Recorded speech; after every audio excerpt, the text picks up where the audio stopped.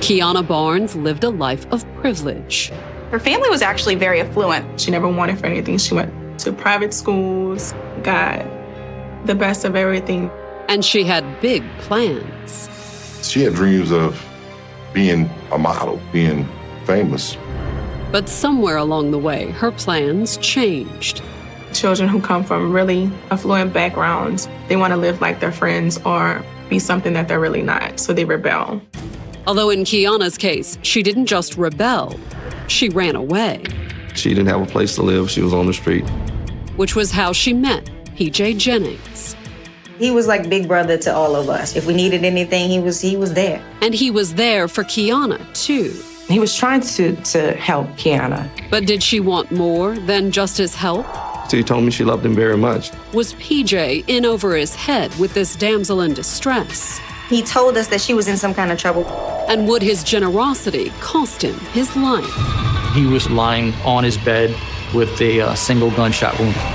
The shocking discovery would leave the police wondering, was Keanna trying to outrun a dark secret from her past? She just said, "There's no way I'm going back to jail." And was PJ the only victim? He was stabbed up on his arms, back, neck, all over. The result was a massive international manhunt. It was almost like a scene from a movie. They had U.S. Marshals lining the runway with rifles. But could they catch the fugitive in time? I'm like, are you kidding me? Really? Here we go again. New Orleans, Louisiana, March 27, 2003. It was the dawn of another lovely, laid-back day in the Big Easy. Laissez le bon temps rouler is really kind of the phrase that best describes New Orleans, let the good times roll. And that's really how everybody here is. You have Mardi Gras, you have Bourbon Street, and the food is unmatched. It's just kind of a great place to visit. However, the tourist traffic in the French Quarter wasn't all that New Orleans was known for. New Orleans was once considered the murder capital of the world. You can pick up any newspaper, you can turn on any news channel, and you're gonna see, at least 3 or 4 a week. At some point, our murder rate was almost 500 murders a year. And that lazy spring morning, New Orleans would add one more victim to the tally. It was a little after 11 o'clock when the New Orleans police received a 911 call from Algiers, a storied old neighborhood across the Mississippi from the French Quarter. It's just like a little drop of New Orleans on the other side of the river. The woman on the phone was calling about her son, 30-year-old P.J. Jennings, an Air Force sergeant who worked at the air station a few miles downriver from New Orleans. She had been calling him and not getting any answer, and he had not reported to work for 2 straight days, which was very unusual for him. However, PJ's mother wasn't calling to report her son missing. Earlier that morning, she'd gone to his apartment in Algiers. She went to the apartment manager, and he went inside, and he came back out and told her that she needed to call the police. And when officers responded, they found P.J. Jennings dead in the apartment. He was lying on his bed with a single gunshot wound to the head. It was no suicide either. Instead, it looked as if PJ's death was cold-blooded murder. There was a pillow that had a bullet hole in it. It's like it had been used as a silencer for the gun. But was PJ the victim of a random crime, fated to become another depressing statistic in the city's crime rate? Shootings, murders, robberies, that's something that happens pretty commonly. Or was there more to PJ's murder? According to the dead man's family, one person might know something. A young woman named Keanna Barnes, who'd been living with PJ the past few weeks. He told us that she was in some kind of trouble. He was trying to help her. But had PJ's help cost him his life? And where was Keanna? Had the trouble she'd been fleeing finally caught up with her?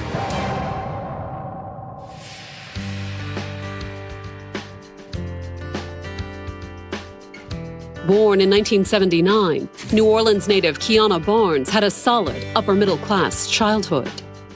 Her father was, former military. He's working for, I believe, one of the cable companies. Her mother was a children's book author. She grew up with the best of everything. She never wanted for anything. She went to private schools, She was a happy child in a close-knit family. She was very charismatic, very bubbly, outgoing. And even in grade school, she appeared to have everything going for her. She was studious and smart. Keanna was very beautiful and petite. And she had big plans for herself. She had dreams of, being a model, being famous. But in her teen years, Keanna's ambitions suffered a setback. From what I understand, there were issues in the home. Issues that started when Keanna's parents objected to her choice of friends. Typically, I've seen that children who come from really affluent backgrounds, they want to live the street life and be something that they're really not, so they rebel. Keanna didn't just rebel, though. By the time she was 16, she had left home. She was living with different girlfriends and, other people that she'd meet. And to rebel further, Keanna left her Tony private school and transferred to public school. She went to pretty rough schools. She went to schools that were near areas of town that were not so affluent. She did manage to graduate, but put off going to college. And in the meantime, New Orleans offered plenty of ways for pretty young women to pay the bills. She did dabble in stripping. Bourbon Street in general, every block, has a place where you can go see the exotic dancing. However, the 18-year-old had only been dancing a short while when she met Orleans Parish Sheriff's Deputy Clinton Lewis. I was just getting off work and had my uniform on. I stopped at the gas station on the way home, and she was hanging out there with her girlfriends. And apparently had come from a club. Started a little brief conversation with her and so forth. Before you knew it, we were living together. Clinton convinced Keanna to quit stripping. I thought that, I could bring her back to, being a nice little girl. She was. According to Clinton, things started out well. We'd been together for about a year or so, and we decided to start building a life together. And in 1999, Keanna and Clinton married. She enjoyed, cooking. She enjoyed cleaning. She enjoyed keeping the books. Everything you could really want from a wife. But in the end, just as she'd rebelled against her parents, Keanna resisted Clinton's effort to turn her into his idea of a perfect wife. Over time, we just had domestic problems over and over and over. And on multiple occasions, their arguments grew heated enough that the police got involved. When we would have domestic disputes, sometimes it would be a neighbor to call. By the end of 2001, 22-year-old Keanna had moved out. We weren't living together, but we were still seeing each other. And from what I understand, she was back and forth with friends and so forth. And Clinton figured that it would be best if they both moved on. I knew for sure that if we continued to have domestic problems, that my career was going to suffer. And first, I was pretty mad about it, but it wound up being, well, that's okay. I found me somebody new. The man Keanna had found was an Air Force sergeant named Perry Jennings Jr.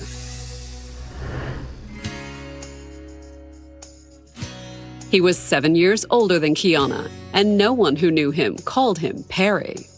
He's always been called PJ his entire life since he was small. That's what we all call him. And unlike Keanna, he'd had a stable, uneventful childhood. He liked things like chess and reading. He was quiet, and he was very into computer games and this type of things. After high school, PJ had joined the Air Force. He got away from here and got to see some of the world and met different people and was exposed to different things. And that's when he kind of started to be a little bit more outgoing. And by 2001, he was still in the Air Force, living in Algiers and serving as a sort of mentor to his little brother and his circle of friends. PJ was like the quintessential big brother, like, super cool, ladies man, all that sort of stuff. He was like big brother to all of us because he was older than us. He was the person that we called for advice. If we needed anything, he was there. Which more or less explains how he became friends with Keanna Barnes. When we first met Keanna, he brought her to my home, and he introduced her to me, and he kind of told me that, well, she's someone who's in trouble now, needs help. She was a beautiful girl, pretty girl. but she looked like she had been sleeping on the streets or something, like she was homeless almost. Keanna spent a few weeks sleeping on PJ's couch. He said that Keanna was in a relationship or she was in a marriage and she was being abused, and she came to stay with him for a little while. But despite what Keanna had said to her ex-husband about finding someone new, they were only friends. Thought it was odd, but PJ's friend, I guess our friend, you know, I mean, I wouldn't be rude or anything. He was just helping her out until she could find somewhere to stay. It appeared to be just what Keanna needed, and over the next year, she would crash on his couch more than once, staying a few weeks each time. So when PJ's mother found him murdered in his bed, people would soon be wondering, did Keanna's troubles have something to do with his death? Coming up, will finding Keanna provide the answers the police desperately need? She couldn't have been involved, you know, or maybe she was just scared and ran. Or will they uncover a dark secret from her past? He had been stabbed multiple times. On March 27, 2003, the New Orleans police responded to a 911 call from the Algiers neighborhood, across the river from the French Quarter.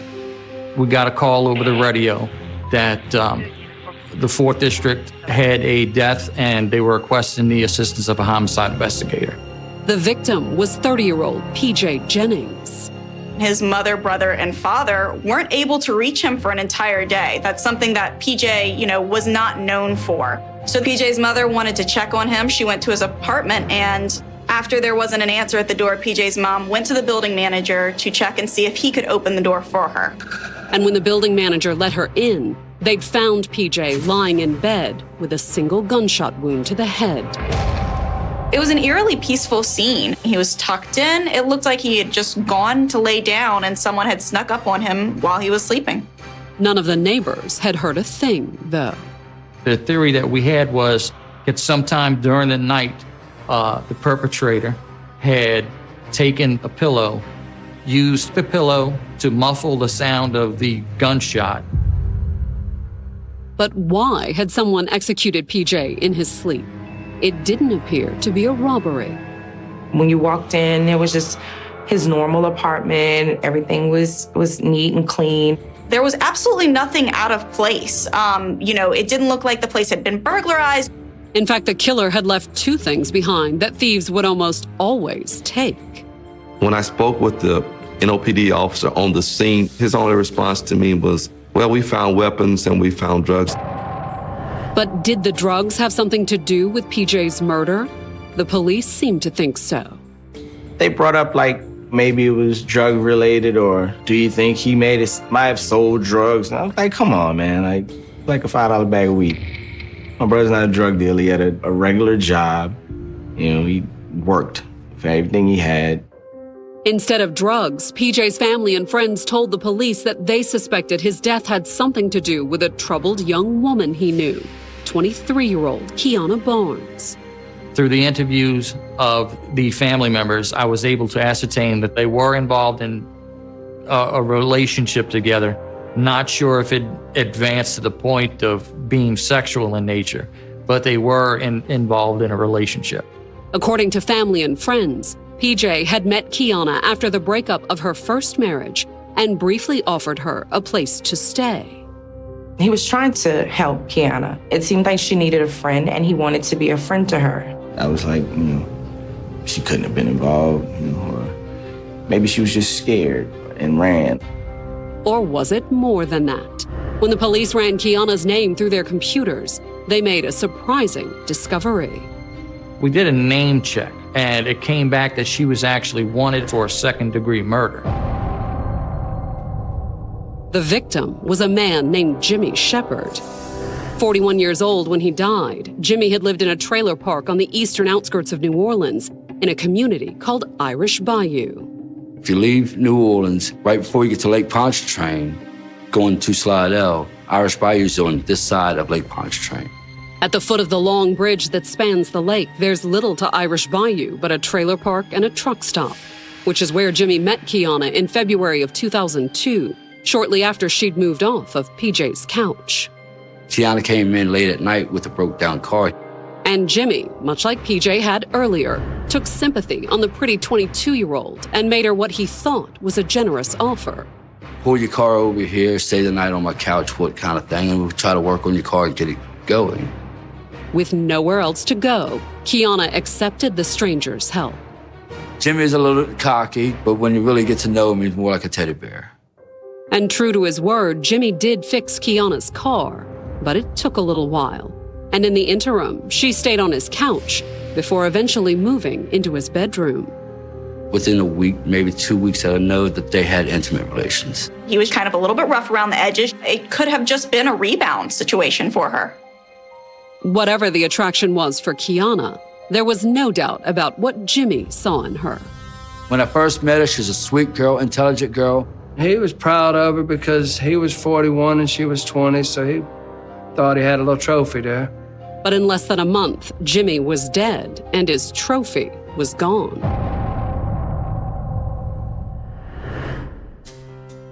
It was around 6 a.m. on the morning of April 2nd, 2002, when a coworker stopped by Jimmy's trailer to give him a ride to work and made a horrifying discovery.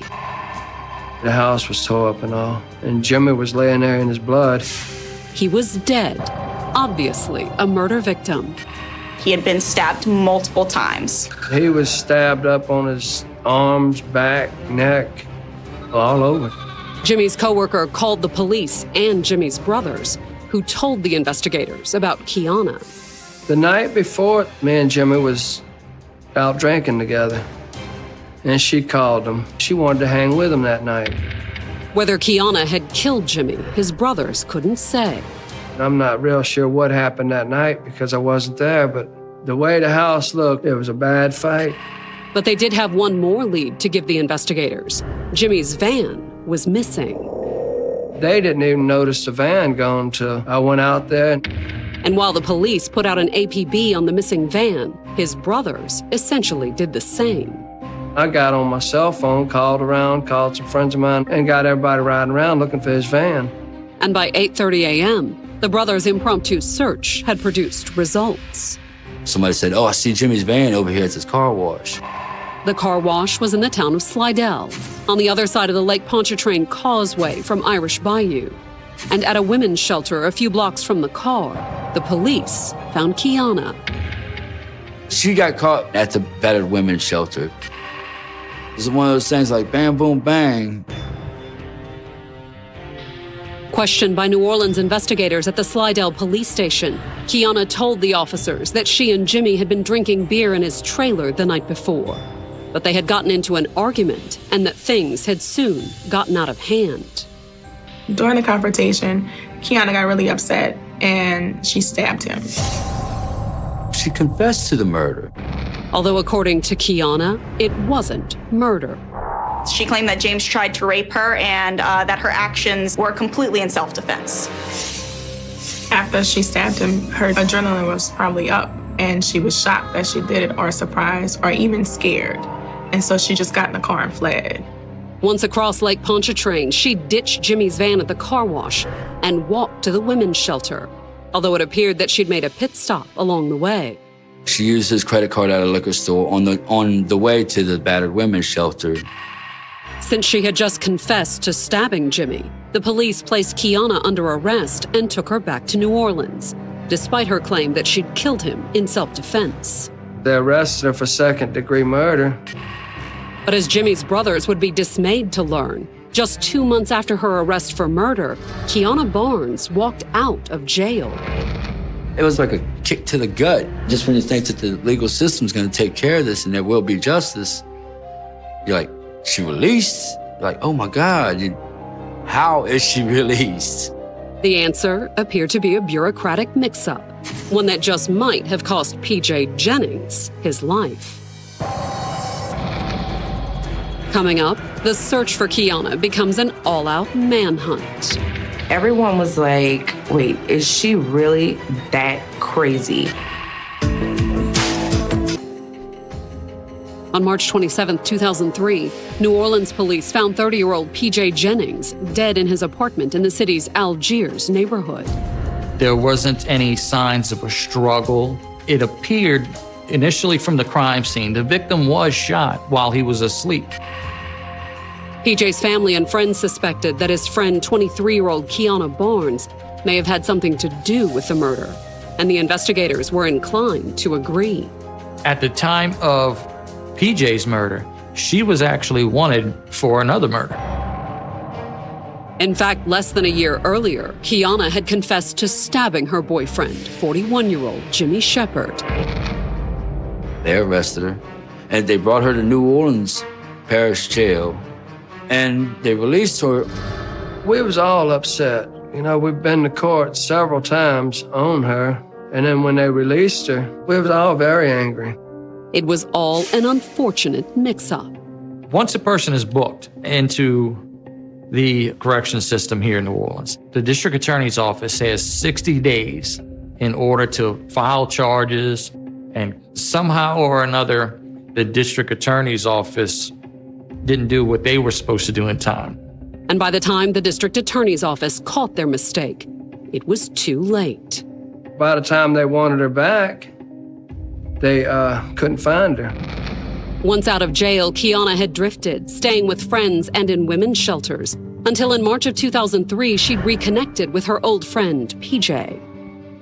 He told me that she didn't have a place to live. She was on the street, and so he offered her to stay with him for a little while.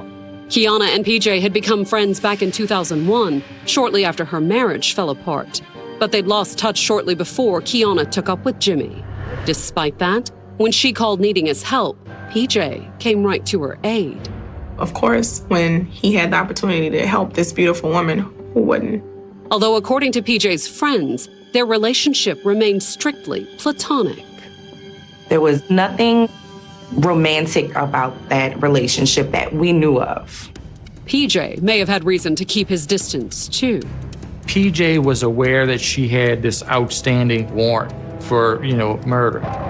His father knew about it, too, after his son told him that Keanna was staying with him and hinted that she was in some sort of legal trouble. It's easy nowadays, you just run someone's name. And so then I contacted PJ. I said, PJ, do you realize who this young lady is? And he said, what do you mean, Dad? And I said, I did a search on her, and I found that she was involved in a murder incident, not long ago. And he said, oh, yes, she told me about that. According to PJ's father, Keanna had told his son the same story she'd told the police at the time of her arrest. He said that the guy was attempting to rape her and that she had defended herself. And in light of that, PJ had been encouraging Keanna to do the right thing. He was attempting to get legal aid for her and try to get her to turn herself in.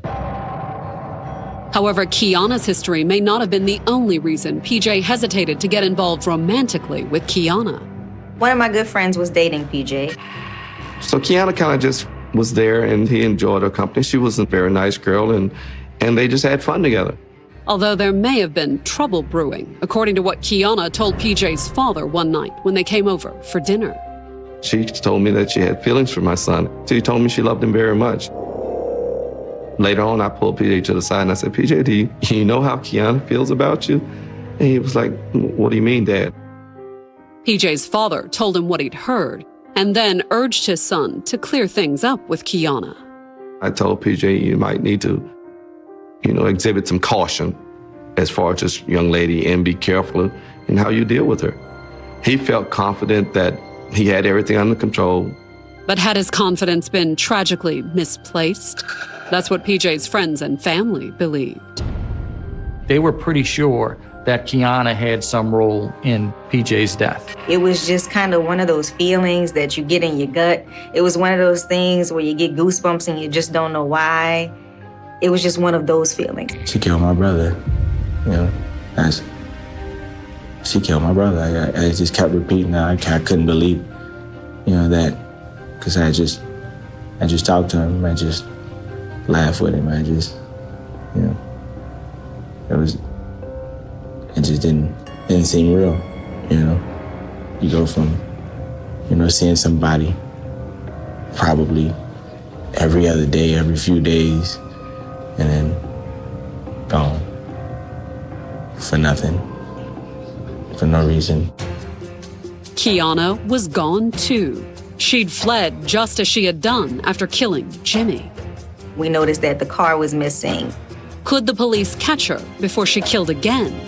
In a repeat of Jimmy's murder, Keanna had also taken PJ's wallet, cash, and credit cards, which, just like before, she didn't hesitate to use. We were able to track down the places that PJ's credit card was used. Everyone was like, wait, is she really that crazy to where she would leave and use his credit cards? However, unlike Jimmy's murder, this time Keanna had a longer head start on the investigators. And based on the credit card records, she'd fled much farther. They actually monitor her activity from New Orleans to Baton Rouge to Lafayette to Houston. And from Houston, she'd gone to Brownsville, Texas on the Rio Grande. So it was pretty easy for them to pick up the trail that she was actually headed towards Mexico. She didn't intend to get caught either, based on what she was buying with PJ's stolen credit card. In Houston, she bought 3 different color hair dyes. She was obviously going to try and change her appearance, slip across the border, and disappear. And a few days later, after Texas authorities found PJ's car abandoned near Brownsville, it appeared that she had done just that. She actually did successfully get across the border. But did that mean she'd gotten away? We were able to get the United States Marshals Service involved.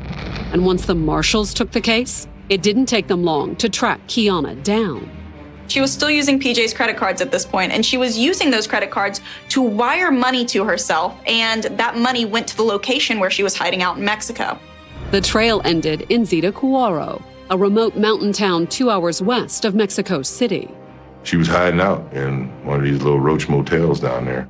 And early on the morning of April 30th, 2003, while Keanna was asleep, a team of U.S. Marshals and local police gathered outside her motel room. They kicked in the door right before dawn, caught her by surprise. Placed under arrest for the murders of Jimmy Shepard and P.J. Jennings, the 23-year-old fugitive was extradited back to the U.S. They had flown her via a Con Air airplane to New Orleans. The aircraft came to a stop, and it was completely surrounded with U.S. Marshals and other law enforcement with rifles, shotguns. The back of the plane opened up, and she was let off the plane and handcuffed and shackled. It was almost like a scene from a movie. They had U.S. Marshals lining the runway with rifles as she came in. Not that the dramatic reception made much of an impression on Keanna. She came off the airplane like there was nothing wrong. She came off with an attitude like, hey, what's going on? Why am I here? I haven't done anything. Even when she got in the car, I advised Keanna of her rights, and Keanna did say she wouldn't be in jail long. At the time, the detectives dismissed it as bluster, a captured fugitive putting on a brave face. You hear stuff from people all the time, that I'll beat this charge, or hey, they don't have anything on me. So we all laughed it off. But would Keanna have the last laugh? Coming up, the prosecution uncovers another violent secret from Keanna's past. She fired like 6 shots at the guy. But will it be enough to keep Keanna in jail? They had a person missing. At the end of April 2003, U.S. Marshals arrested Keanna Barnes in Mexico for the murders of Jimmy Shepard and Perry P.J. Jennings. Once the U.S. Marshals got involved, it was pretty easy to extradite her from Mexico so that she could be indicted. Once she was released into our custody from the Marshals, she was brought back to police headquarters to the homicide division, and I explained her rights to her as per Miranda. And she basically sat back in a chair and said, I have nothing to say.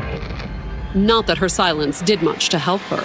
Once back in New Orleans, she was indicted on second-degree murder charges stemming from the death of Jimmy Shepard. My brother's murder, I think it was a snap at the moment. I think they was drinking, probably got to arguing. This relationship had issues. It was very tumultuous. And its end had been unspeakably violent. It was very gruesome and very bad. I mean, she stabbed him in the face, she stabbed him in the neck, she stabbed him in the torso, the knife going straight through his body. It'd go in one side and out the other side, 27 times.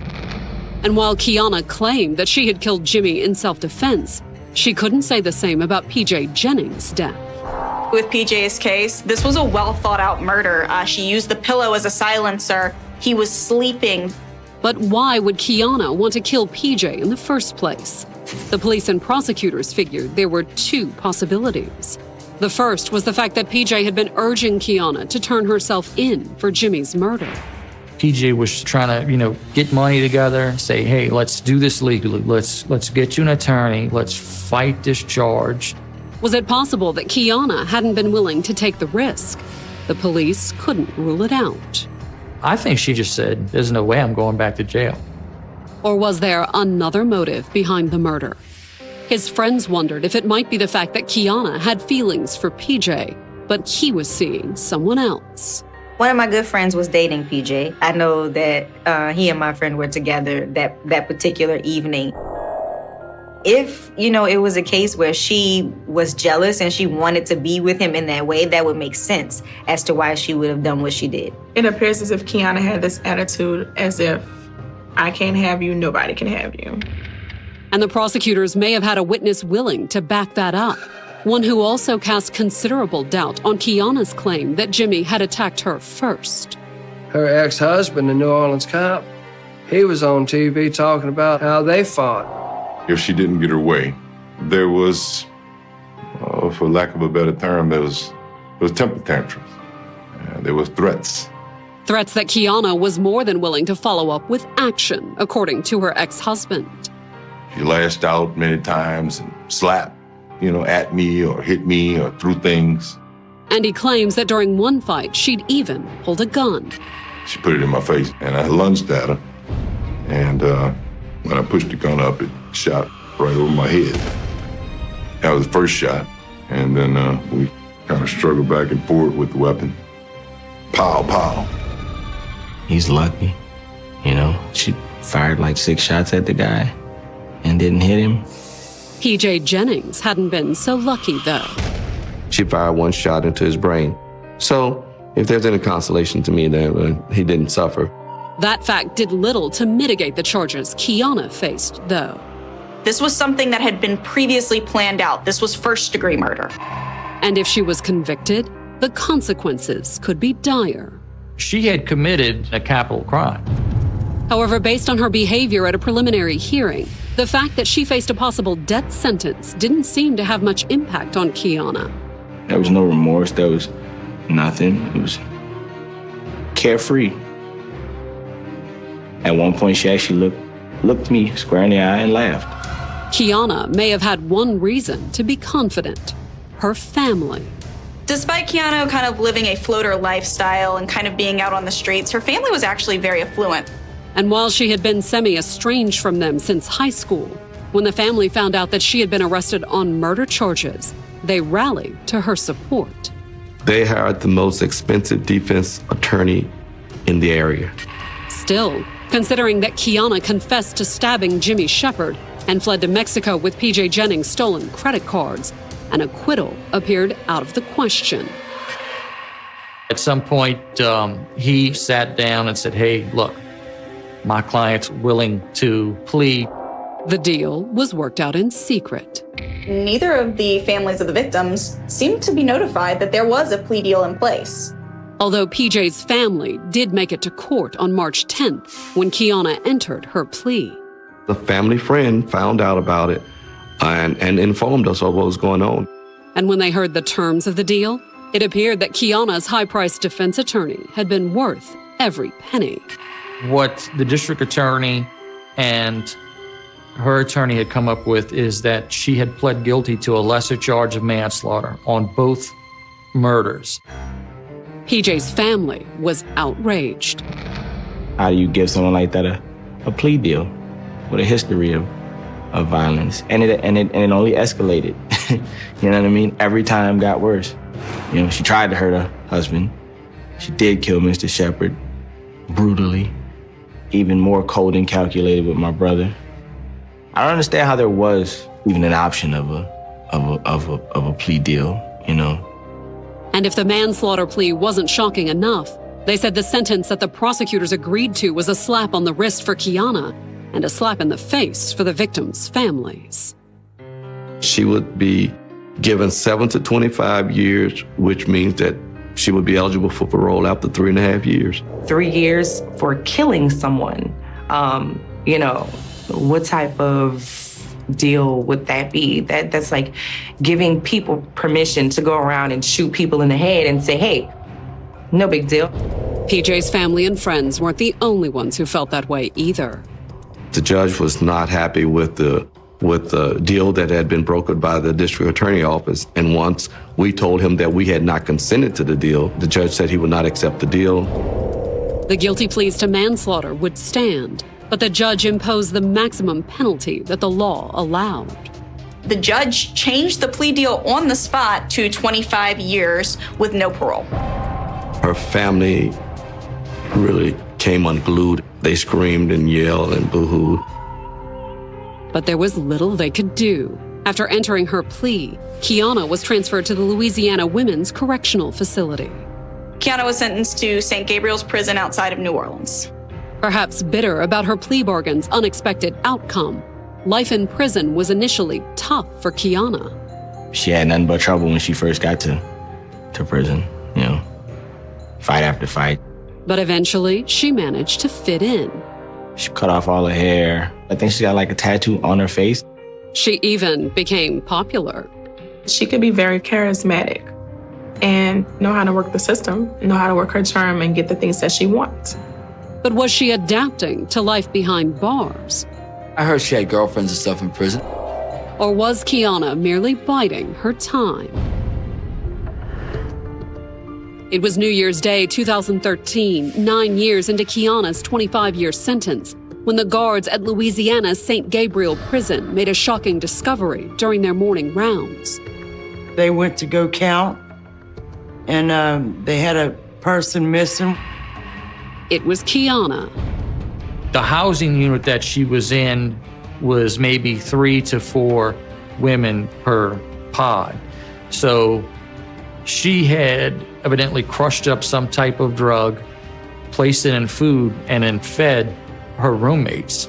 And once they were out asleep, she had broken the window, was able to climb onto a catwalk. And then from that catwalk, she was able to hop over the razor wire fence.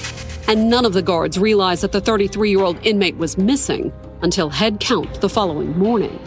She left a little dummy in the bed, you know, fake body. She did get tangled up in the fence because there was blood and a piece of the sweatshirt that she was wearing on the fence. The guards immediately brought in bloodhounds. They were able to track her some way and lost the trail. Less than halfway through her prison sentence, Keanna had escaped. Coming up, Keanna flees justice again. I'm like, are you kidding me? Really? Can the police find her before it's too late? It was only a matter of time that she would kill someone else.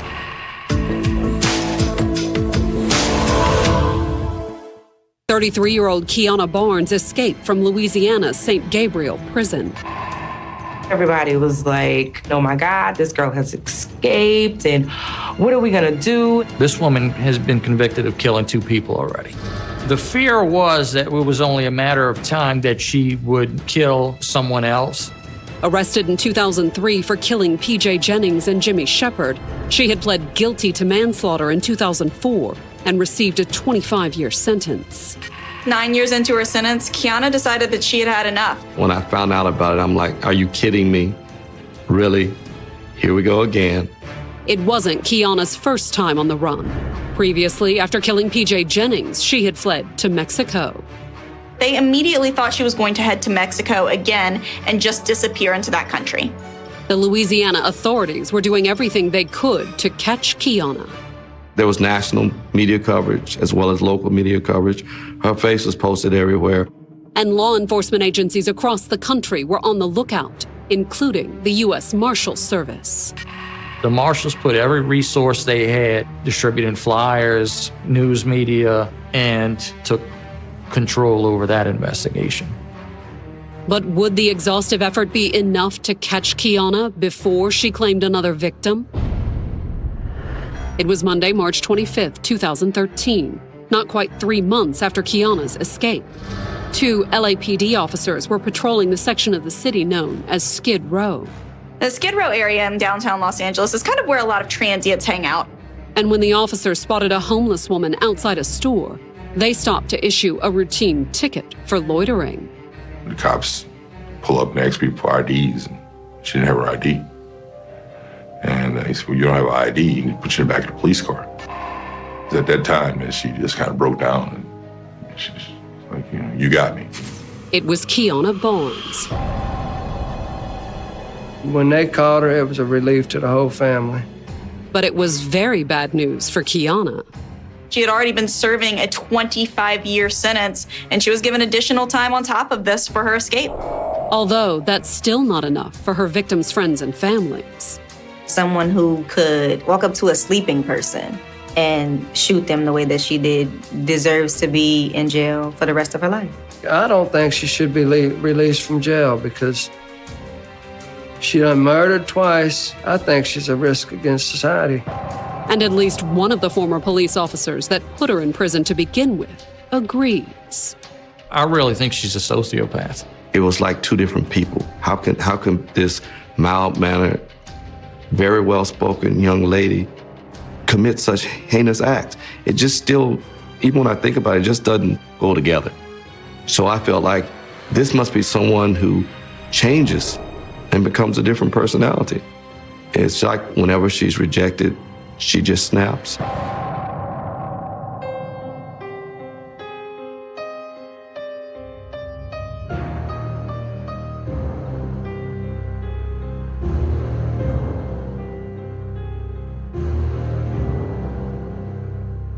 On the morning of May 24th, 1935, there was nothing about George Weyerhaeuser's day that suggested it would become the beginning of one of the most closely followed kidnapping cases in American history.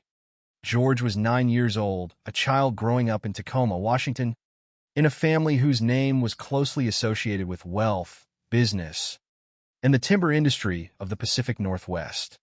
His father, J.P. Weyerhaeuser, was a prominent figure in the Weyerhaeuser family business, and the family's wealth was widely known. But for George, the day began as an ordinary school day. He attended Lowell School, and as was customary, his plans involved meeting his older sister and at Annie Wright Seminary before returning home for lunch. There was a routine to those movements, a sequence that the family knew and expected. Yet on this particular day, something changed. George reached Annie Wright Seminary earlier than usual. Instead of waiting for his sister and the family driver, he decided to walk.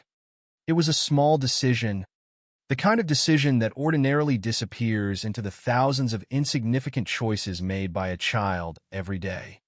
But this time, George's decision placed him directly in the path of 2 men who had been waiting for an opportunity. George did not know that he had become the target of a plan.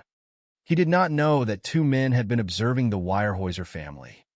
He did not know that his family's wealth had drawn the attention of people looking for a way to obtain a large ransom. And he could not have known that the ordinary route he was taking would become the dividing line between one part of his childhood and another.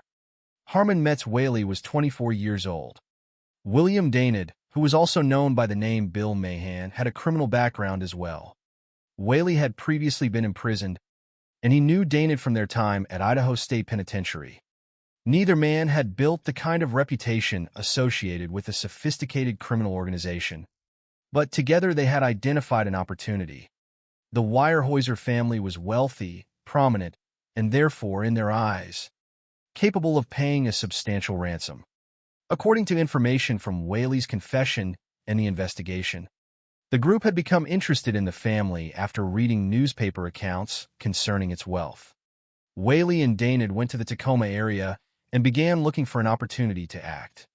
They rented a house in Spokane, Washington, which became part of their preparations. Whaley and Daynard traveled to Tacoma to observe the Weyerhaeuser family, while Whaley's 19-year-old wife, Margaret, remained at the Spokane location. Their plan did not appear to depend on one perfectly predictable moment. Instead, they watched and waited. They needed an opportunity when George would be accessible. On May 24th, that opportunity appeared unexpectedly. George was walking alone. The two men seized the moment and abducted him. From that point forward, the 9-year-old boy was no longer simply a child on his way home. He was a captive. His disappearance would soon force his family, law enforcement, and eventually the federal authorities into a search that would stretch across several states. At first, however, the family could only confront the absence itself. George did not come home for lunch. The fact that he was missing was quickly recognized as something abnormal, and authorities were notified. For the Weyerhaeuser family, the uncertainty could not have been simple. George had disappeared during what should have been a routine part of his day, and there was no ordinary explanation for why he had not returned.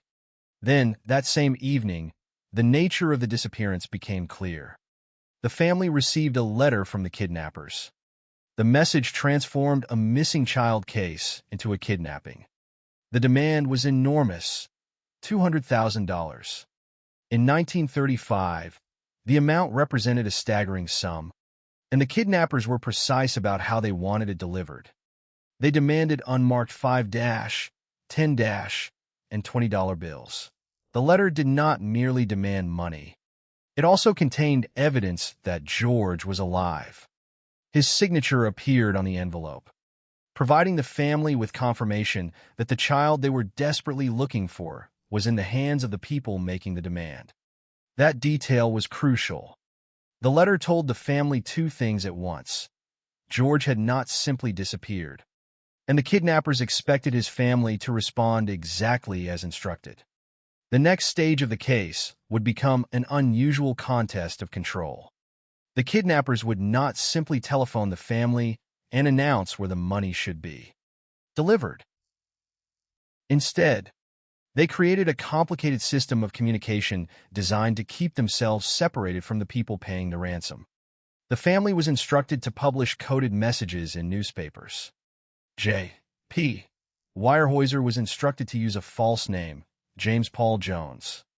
He was then directed to the Ambassador Hotel in Seattle, where he was to wait for further instructions. The choice of an alias and a hotel was part of a system that forced the victim's family to follow the kidnappers' directions carefully. The family could not simply decide how to negotiate. They had to wait for instructions and carry them out. On the night of May 29th, another message arrived. A taxi driver brought a letter to George's father. The instructions that followed would turn the ransom delivery into a strange journey through a series of locations. There were small containers holding directions. There were pieces of white cloth and flags placed along roads. Each marker served as another step in the process. The family had to follow the trail laid out by the kidnappers. Eventually, the instructions led J.P. Weyerhaeuser toward a dirt road away from the main route between Seattle and Tacoma. There, he found a flag and another message. He was given instructions concerning the vehicle's lights and directed toward another white marker. At the appropriate point, he was told to leave his vehicle and walk back toward Seattle. The promise was that if everything happened according to the kidnappers' instructions, George would be released within approximately 30 hours. The ransom was ready. The family had complied. The father followed the instructions. He walked roughly 100 yards. Then something happened in the bushes. He heard a loud noise. A man suddenly emerged from the hiding place, ran toward the vehicle, and drove away. The $200,000 were gone. The kidnappers had successfully taken the ransom. But George was still not home. The money had changed hands, yet the child remained in captivity. For the Weyerhaeuser family, the nightmare was therefore not over. The ransom had been paid, but there was still no certainty that the 9-year-old boy would return. Somewhere beyond the reach of his family, George was still being held. The next question was no longer simply where the money had gone. It was where the kidnappers had taken the boy, and whether the trail left behind by the ransom would eventually lead investigators to them. The disappearance of George Weyerhaeuser had begun with a seemingly ordinary decision. A 9-year-old boy reached Annie Wright Seminary earlier than expected and chose to walk rather than wait. But the circumstances surrounding that decision had been developing long before George ever stepped onto the road. Behind the kidnapping were two men who had spent time in prison, had known each other there, and had come to see the wealth of the Weyerhaeuser family as an opportunity. Their names were Harmon Metz Whaley and William Daynard. Whaley was 24 years old. Daynard was also known as Bill Mahan. Both men had criminal backgrounds, and Whaley had previously served time in prison. Their connection went back to Idaho State Penitentiary, where Whaley and Daynard had met. That history was important because it provided the relationship that would eventually bring them together in a plan involving one of the most prominent families in the Pacific Northwest. The available information does not portray them as members of a sophisticated criminal organization with an elaborate network of accomplices. Instead, the kidnapping emerged from a much more direct calculation. The Weyerhaeuser family was known to be extremely wealthy.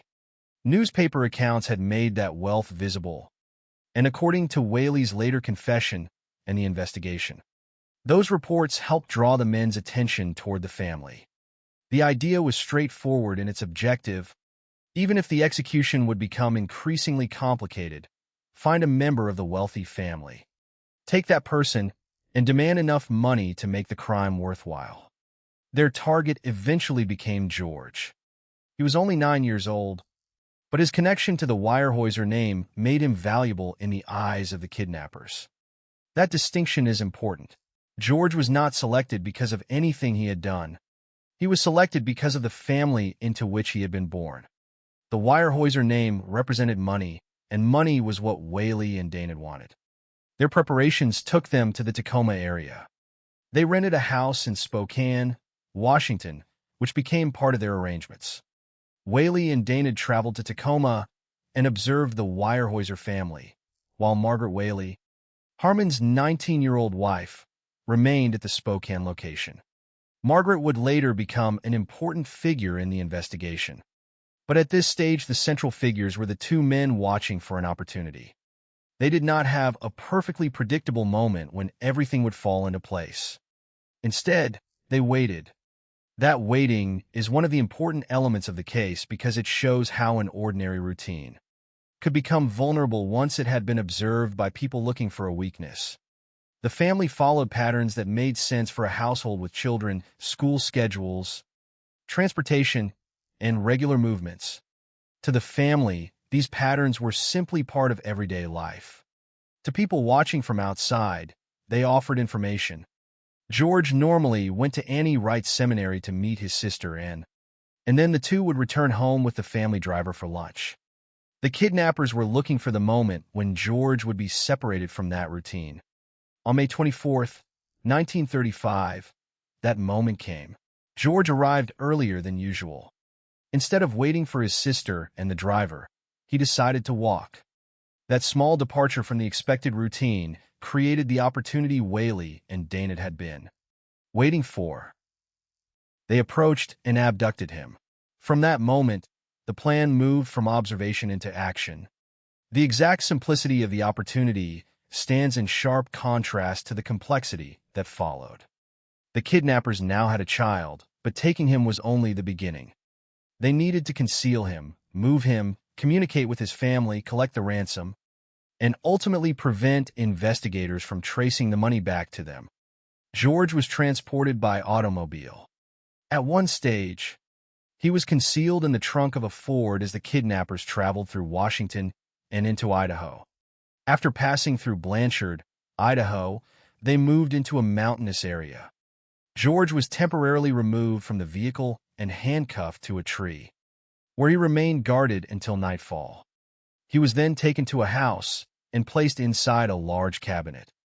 The cabinet contained a mattress, 2 chairs, and a small white table. These details would later become part of the evidence describing the conditions of George's captivity. For a 9-year-old child, the difference between an ordinary home and the confined space in which he was being held was enormous.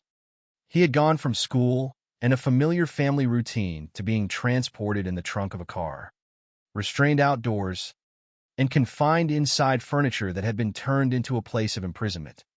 The kidnappers also prepared holes in connection with the concealment of George. Investigators later examined one of these holes and found lizards and spiders inside. The evidence demonstrated the harsh and improvised nature of some of the places associated with the kidnapping. Yet the kidnappers did not keep George in one location. Movement was part of their attempt to keep control of the situation. While George was being moved and hidden, the other side of the kidnapping was unfolding in Tacoma. His family had to confront the demand for $200,000. The amount was extraordinarily large, but the family had the means to pay it. The kidnappers understood that, and their instructions reflected their confidence that the family would comply.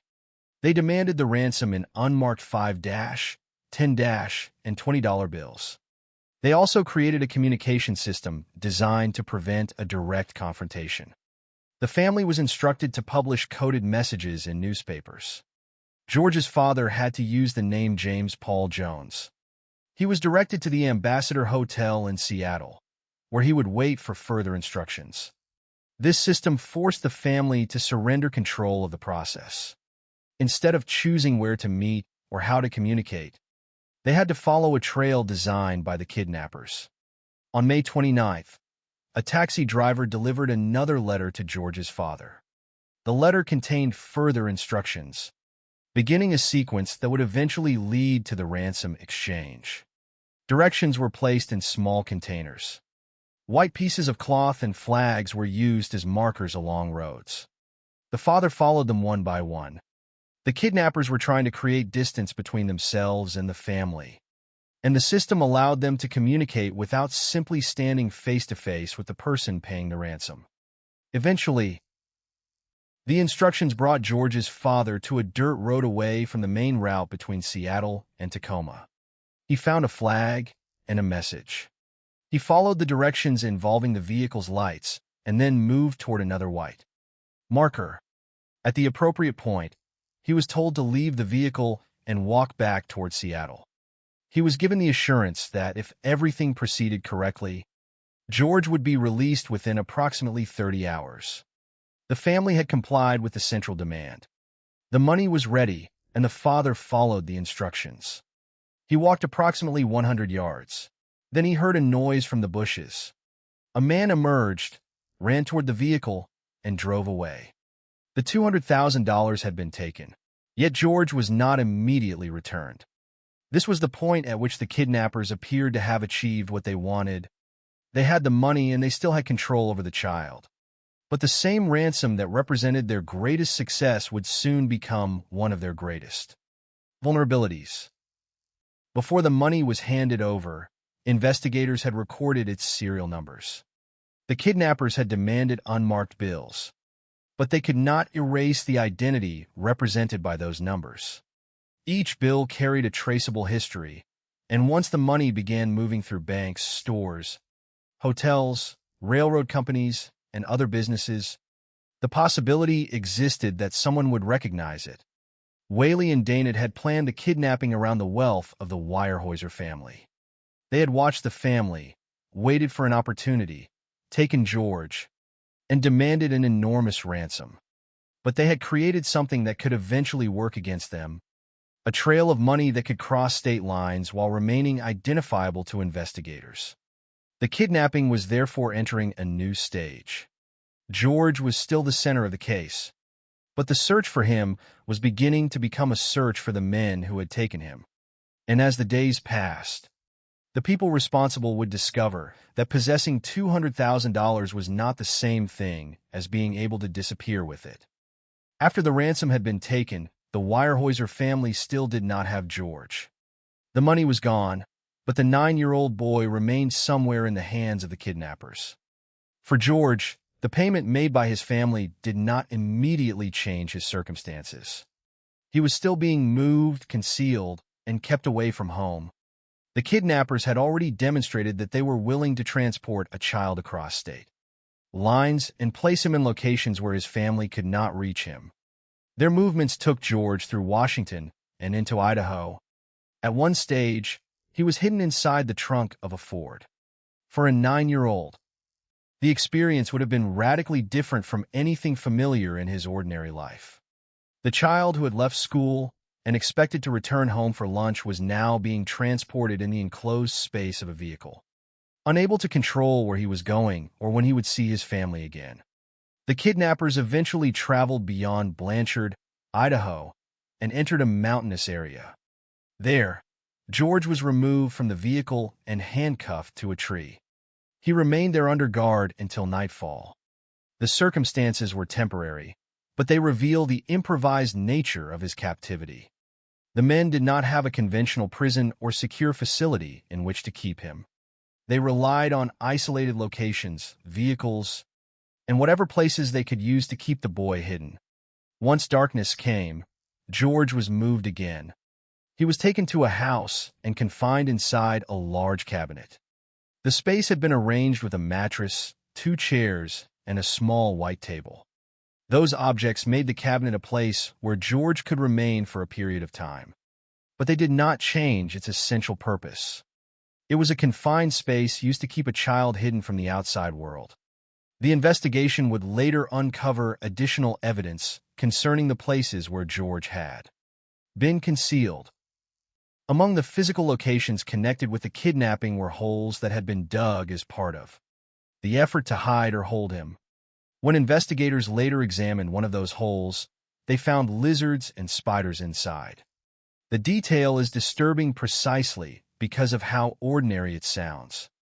There was no sophisticated security system protecting George. There was simply an isolated place, a child, and the crude methods used by his captors to keep him hidden. Fortunately, George was not kept in such a hole for an extended period. The kidnappers continued moving him instead. Their objective was to maintain control while preventing the authorities from finding him. Meanwhile, his family was following the instructions designed to secure his release. The ransom had been delivered through a carefully controlled sequence of directions. George's father had traveled from one location to another, following messages, flags, pieces of white cloth, and other markers. He had eventually left his vehicle and walked approximately 100 yards towards Seattle. From the bushes, a man had emerged, taken the vehicle containing the ransom, and driven away. The family had been told that George would be released within approximately 30 hours if everything went according to plan. But the child did not immediately return. The kidnappers still had one final stage to complete. On May 31st, 1935, George was told that he was going to be moved. His recollection of this period would later provide investigators with important information about his captivity. He remembered a clock on a table showing approximately 5:55 p.m. 2 men, whom he heard referred to as Bill and Harry, went upstairs. Those names became part of the account George could provide after his release. The available information does not establish a long conversation between George and his captors, and there is no need to invent one. What is clear is that the boy understood that another move was about to take place. Once again, he was placed in the trunk of the vehicle. The same basic method that had been used during his earlier transportation was used again. George was concealed from view while the vehicle traveled toward another location. The destination was a small cabin near Issaquah, Washington. By this point, the kidnapping had taken George through multiple environments: roads, a mountainous area, a house, a cabinet, and the enclosed trunk of a car. Each location served the same basic purpose.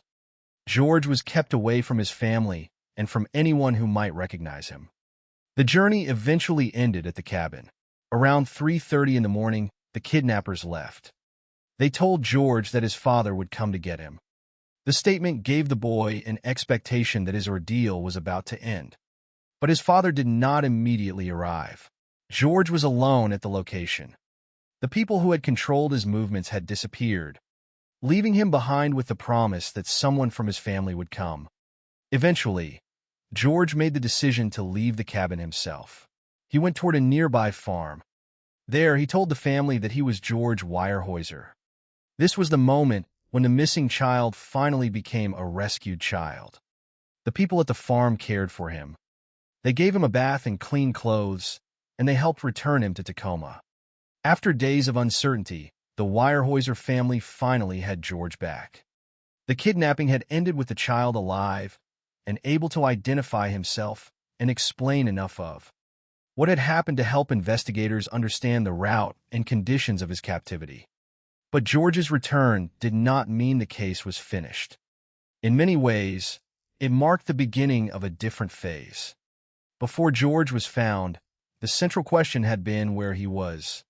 After his return, investigators could turn their attention toward the people who had taken him. The kidnappers had demanded $200,000, and they had successfully taken the money. But the ransom itself contained information that could eventually expose them. Before the ransom was delivered, investigators had recorded the serial numbers of the bills. The kidnappers had demanded unmarked money, but the bills were not anonymous to investigators. Each serial number could become a clue if the money was spent. Once the ransom began moving through the economy, investigators distributed information about the bills to FBI offices and to businesses that might encounter them. Banks, hotels, railroad companies, stores, and other establishments were among the places where the information could be used. The strategy was simple. The kidnappers could move the money, but they could not easily prevent every person who handled it from recognizing a bill that appeared on the list. The first major breakthrough came quickly. On June 2nd, 1935, a $20 ransom bill was used to purchase a train ticket from Huntington, Oregon, to Salt Lake City, Utah. Investigators traced the transaction and identified Harmon Whaley as the person who had used the bill. This was the first major link between the ransom and one of the men behind the kidnapping. The investigation now had a name to follow. The discovery did not immediately reveal the entire structure of the kidnapping, and William Daynard remained free. But Whaley was no longer simply an unknown figure somewhere beyond the reach of the authorities. His connection to the ransom provided investigators with a concrete lead. The money that the kidnappers had considered their reward was beginning to function as evidence against them. 6 days later, on June 8th, another breakthrough occurred. Margaret Whaley, Harmon's 19-year-old wife, entered a Woolworth store in Salt Lake City and used one of the ransom bills. The cashier recognized the money and notified authorities. Margaret was detained, and another ransom bill was found in her purse. Her explanations were contradictory, and investigators began establishing her connection to the crime. The investigation then led them to the Whaley residence. FBI agents went there and arrested Harmon Whaley. The man whose name had first appeared through a $20 ransom bill was now in custody. Inside the residence, investigators found another important piece of evidence. Approximately $700 in ransom money had been burned in the kitchen. The surviving fragments were sent to the FBI laboratory in Washington, D.C., where they were identified as ransom money. The physical evidence was closing the distance between the crime and the people responsible for it. George was home, but the case was far from over. The boy had survived the kidnapping. Now investigators had to determine exactly who had taken him, where the money had gone, and how many people had been involved. Most importantly, one principal figure was still missing. William Daynard had not been captured. The trail had begun with a 9-year-old boy who simply chose to walk home. It was now becoming a trail built from currency, serial numbers, arrests, and evidence. And somewhere beyond the reach of the investigators, Daynard knew that the net was beginning to close. By the time George Weyerhaeuser was safely back with his family, the kidnapping had entered a new and very different phase. The immediate fear that had surrounded the missing 9-year-old boy had given way to one. Investigation focused on the people who had taken him. George could now provide investigators with information about his captivity. His journey had taken him through Washington and Idaho, through isolated locations and temporary hiding places, and eventually to a small cabin near Issaquah. But the people responsible were not going to be identified by George's account alone. The most powerful trail was already moving through the country in the form of the ransom money. Before the $200,000 had been handed over, investigators had recorded the serial numbers of the bills. The kidnappers had specifically demanded unmarked $5, $10, and $20 bills. But unmarked did not mean invisible. Every bill still carried a serial number, and those numbers gave investigators a way to recognize the ransom after it entered circulation. The strategy depended on patience. The kidnappers could take the money and leave the ransom site, but eventually they would need to use it. They might spend it in stores, exchange it, use it for travel, deposit it, or pass it to someone else. Each transaction created the possibility of discovery. The serial numbers were distributed widely to FBI offices and businesses that might encounter the bills, including banks, hotels, railroad companies, and stores. The investigators were essentially turning $200,000 into a network of potential clues. Every cashier, ticket clerk, bank employee, or other person who encountered one of the listed bills could become an unexpected link in the investigation. The first important breakthrough came quickly. On June 2, 1935, only days after George's release, one of the ransom bills appeared in a transaction involving a railroad ticket. A $20 bill from the ransom was used to purchase a ticket from Huntington, Oregon, to Salt Lake City, Utah. The transaction gave investigators something they desperately needed: a specific connection between the ransom and an identifiable person. The person associated with the purchase was Harmon Whaley. Until that point, Whaley had been one of the unknown individuals somewhere behind the kidnapping. Now his name had emerged through the money. The ransom had begun to betray the people who had taken it. The significance of the discovery was not simply that investigators had found a $20 bill. The important point was that the bill could be traced to a transaction, and the transaction could be connected to a person. A kidnapping that had crossed state lines was now producing evidence that could also cross state lines. The money was moving from one location to another, and investigators were following it. 6 days later, on June 8th, another piece of the trail appeared. Margaret Whaley, Harmon Whaley's 19-year-old wife, entered a Woolworth store in Salt Lake City. She used one of the ransom bills. The cashier recognized the bill because its serial number matched the information distributed to businesses. Authorities were notified, and Margaret was detained. Another ransom bill was found in her purse. Her connection to the money gave investigators another reason to examine her relationship with Harmon and with the kidnapping. Margaret's explanations were contradictory. Investigators established her address, and the case moved rapidly from the store to the Whaley residence. FBI agents went to the house and arrested Harmon Whaley. The man whose connection to the kidnapping had first emerged through the railroad transaction was now in custody. But the evidence did not stop with the money found in circulation. Investigators also discovered approximately $3,700 in ransom money that had been burned in the kitchen. The attempt to destroy the bills created another layer of evidence. The remaining fragments were sent to the FBI laboratory in Washington, D.C. Their specialists examined the material and determined that the burned pieces were ransom money. The physical remains of the currency reinforced what the investigators were already learning from the intact bills. The money could be spent, hidden, burned, or altered, but its connection to the kidnapping could still be established. Whaley initially denied his involvement, but the evidence against him continued to accumulate. The ransom money had linked him to the crime. Margaret had been found with another ransom bill, and burned currency had been discovered at the residence. Eventually, Harmon Whaley confessed. He admitted that he and William Daynard had been responsible for kidnapping George. His confession gave investigators an important account of the crime from inside the group itself. It also revealed that the relationship between the two men had deteriorated after the ransom was obtained.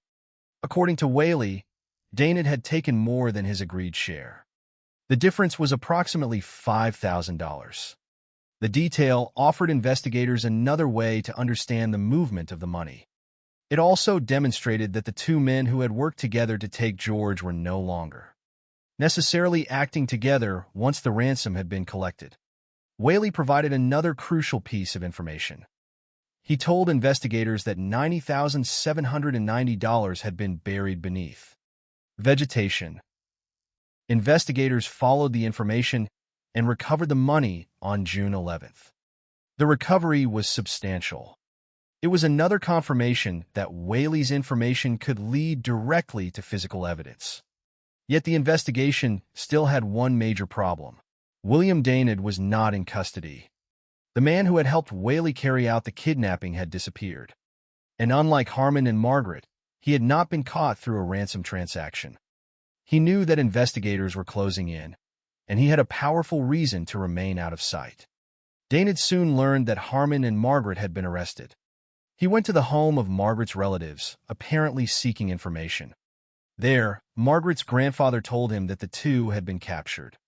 Daynard's reaction was recorded in the investigation. He reportedly said, "My God, did they get everything they had?" The statement revealed his immediate concern. The people closest to him had been arrested, and he wanted to know whether the authorities had also recovered what they possessed. Daynard then left. He understood that the investigation was no longer distant. It had reached his associates, and he was now a fugitive.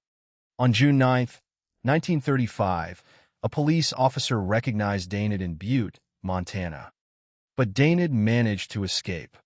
The failed attempt to capture him demonstrated that identifying a suspect was not the same as taking that suspect into custody. Daynard remained free, and the investigation expanded as authorities continued following the movement of the ransom money. The currency itself became increasingly important. Daynard had to deal with the problem that every ransom bill carried a serial number that could expose him. Investigators later discovered evidence that he had attempted to alter the bills. At a garage associated with Daynard's home in Los Angeles, investigators found dye and equipment used to change serial numbers on banknotes. The discovery showed that he was not simply spending the money without concern. He was attempting to interfere with the identifying information that made the ransom traceable. But altering money did not erase the investigation. Other ransom-related cash continued to surface. Approximately $14,000 in $100 bills was found buried in Utah.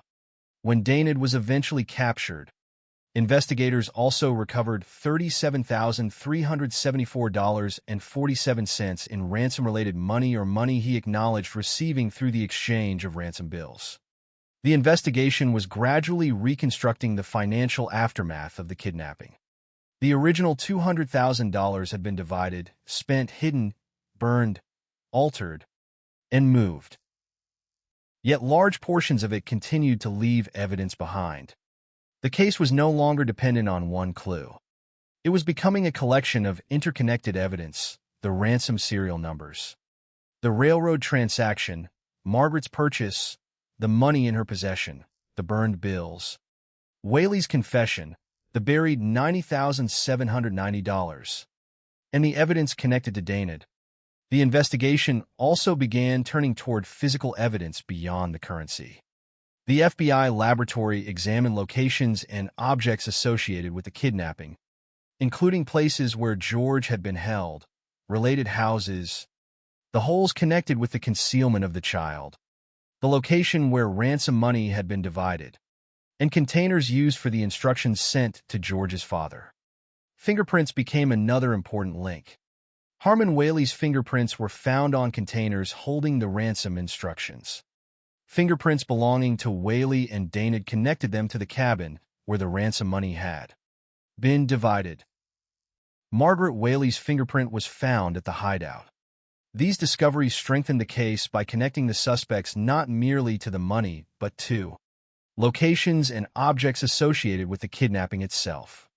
The investigation had begun with a missing 9-year-old boy and a ransom demand. It had developed into a nationwide search based on money, records, physical evidence, and the statements of those involved. George was home, but the authorities still had work to do. Harmon Whaley was in custody. Margaret was in custody, but William Daynard remained somewhere beyond their reach. The man who had helped carry George away had become the central fugitive in the case. For Daynard, the question was no longer whether investigators knew his name. They did. The question was how long he could remain ahead of them. The answer would eventually be measured not in weeks, but in almost a year. By the time Harmon Whaley was in custody and Margaret Whaley had been detained, the investigation had already established a clear connection between the ransom money and the people behind George Weyerhaeuser's kidnapping. But one of the principal figures remained beyond the reach of the authorities. William Daynard, also known as Bill Mahan, had escaped before investigators could take him into custody. He knew that the investigation was closing around him. He knew that Harmon and Margaret had been arrested. And he knew that the ransom money itself was creating a trail that could eventually lead directly to him. The kidnapping had begun with a carefully chosen target and a large financial demand. Now, less than 2 weeks after George disappeared, the people responsible were no longer simply trying to collect money.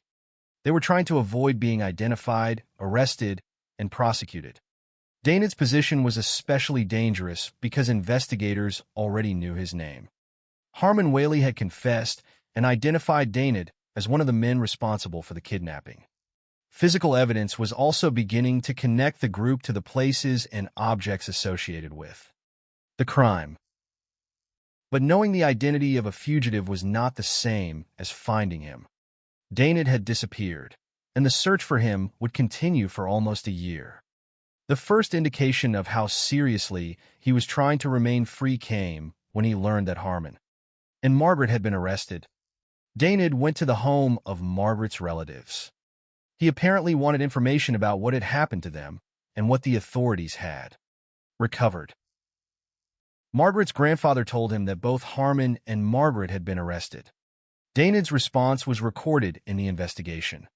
He said, "My God, did they get everything they had?" The words were brief, but they revealed the immediate concern of a man who understood the significance of the arrests. The people closest to him had been captured. The authorities had begun following the ransom money, and the evidence was accumulating. Daynard then left. From that point forward, he became a fugitive. His movements would take the investigation beyond the original locations connected with the kidnapping. The search was no longer limited to Tacoma, Spokane, or the places where George had been held. Daynard could travel, change locations, and attempt to separate himself from the money. But he had a problem that was difficult to escape: the ransom itself. Before the money was delivered, investigators had recorded the serial numbers of the bills. The kidnappers had requested unmarked currency, but the serial numbers provided investigators with a method of recognizing the money after it was spent. The information had been distributed to businesses and organizations across different locations. Banks, hotels, railroad companies, stores, and other businesses could identify the bills if they appeared. This meant that Daynard could not simply spend the ransom without risk. Every transaction potentially created another record. Every bill could become evidence. The first major connection had already been made through Harmon Whaley. A $20 ransom bill had been used to purchase a train ticket from Huntington, Oregon, to Salt Lake City, Utah. That transaction had helped investigators identify Whaley. Margaret was then caught using another ransom bill at a Woolworth store in Salt Lake City, and another ransom bill was found in her purse. The money had effectively exposed 2 members of the group. Daynard understood what that meant. If he continued using the ransom in the same way, he risked creating the same kind of trail. The investigation soon uncovered evidence that he was attempting to deal with this problem. At a garage at his Los Angeles home, investigators found dye and equipment used to alter serial numbers on banknotes. The discovery was significant because it showed an effort to interfere with one of the very features investigators were using to identify the ransom. The money could be altered, but the existence of the equipment itself created another connection between Daynard and the ransom. The attempt to change serial numbers did not eliminate the problem. The investigation continued to follow the money and the people connected to it. Approximately $14,000 in $100 bills was found buried in Utah. Other money was recovered after Daynard's eventual arrest. Investigators would ultimately recover $37,374 and 47 cents in ransom-related money or money Daynard acknowledged receiving through the exchange of ransom bills. The amounts were substantial, and each recovery helped reconstruct what had happened to the $200,000 taken from George's family. Daynard was not simply carrying the money in one place. It had been divided, moved, hidden, and altered. Yet every attempt to separate himself from the ransom also produced evidence. His escape, therefore, did not erase his connection to the crime. It created a longer investigation. On June 9, 1935, the fugitive was recognized by a police officer in Butte, Montana. For a moment, the investigation appeared to have reached its target, but Daynard escaped. The opportunity to capture him had been lost. The man who had helped take George was once again free, and the search continued. The escape also demonstrated how difficult it could be to bring a known suspect into custody when he was moving across state lines. Investigators had to continue following the evidence while Daynard remained mobile. His ability to remain outside custody was not the result of the disappearance of evidence. In fact, the opposite was true. The evidence was increasing. The challenge was connecting that evidence to his physical location. While Daynard remained a fugitive, investigators were also building the case through physical evidence. The FBI laboratory examined locations and objects associated with the kidnapping. Among them were places where George had been held, related houses, the holes associated with his concealment, the location where the ransom money had been divided, and containers used for the instructions sent to George's father. Fingerprints became an important part of this process. Harmon Whaley's fingerprints were found on containers that held instructions sent to George's father.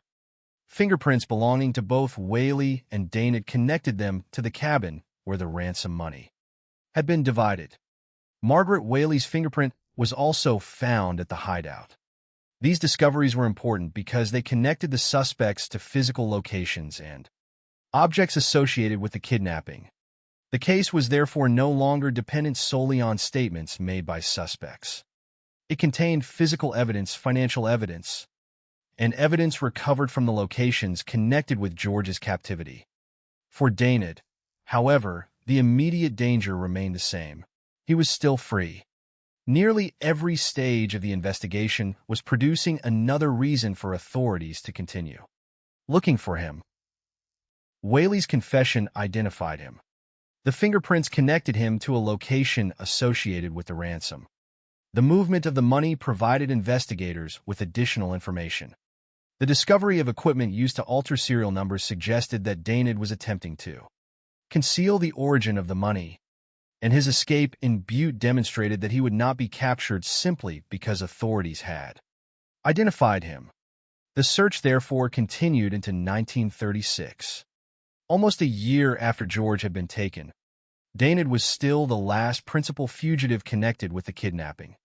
George, meanwhile, was back with his family. The boy who had disappeared while walking from school had survived his captivity and returned home. The investigation had moved on from the immediate rescue to the long process of identifying and capturing everyone responsible. Harmon Whaley was already facing the consequences of his confession. Margaret Whaley had been identified through the ransom and the investigation. But Daynard remained outside.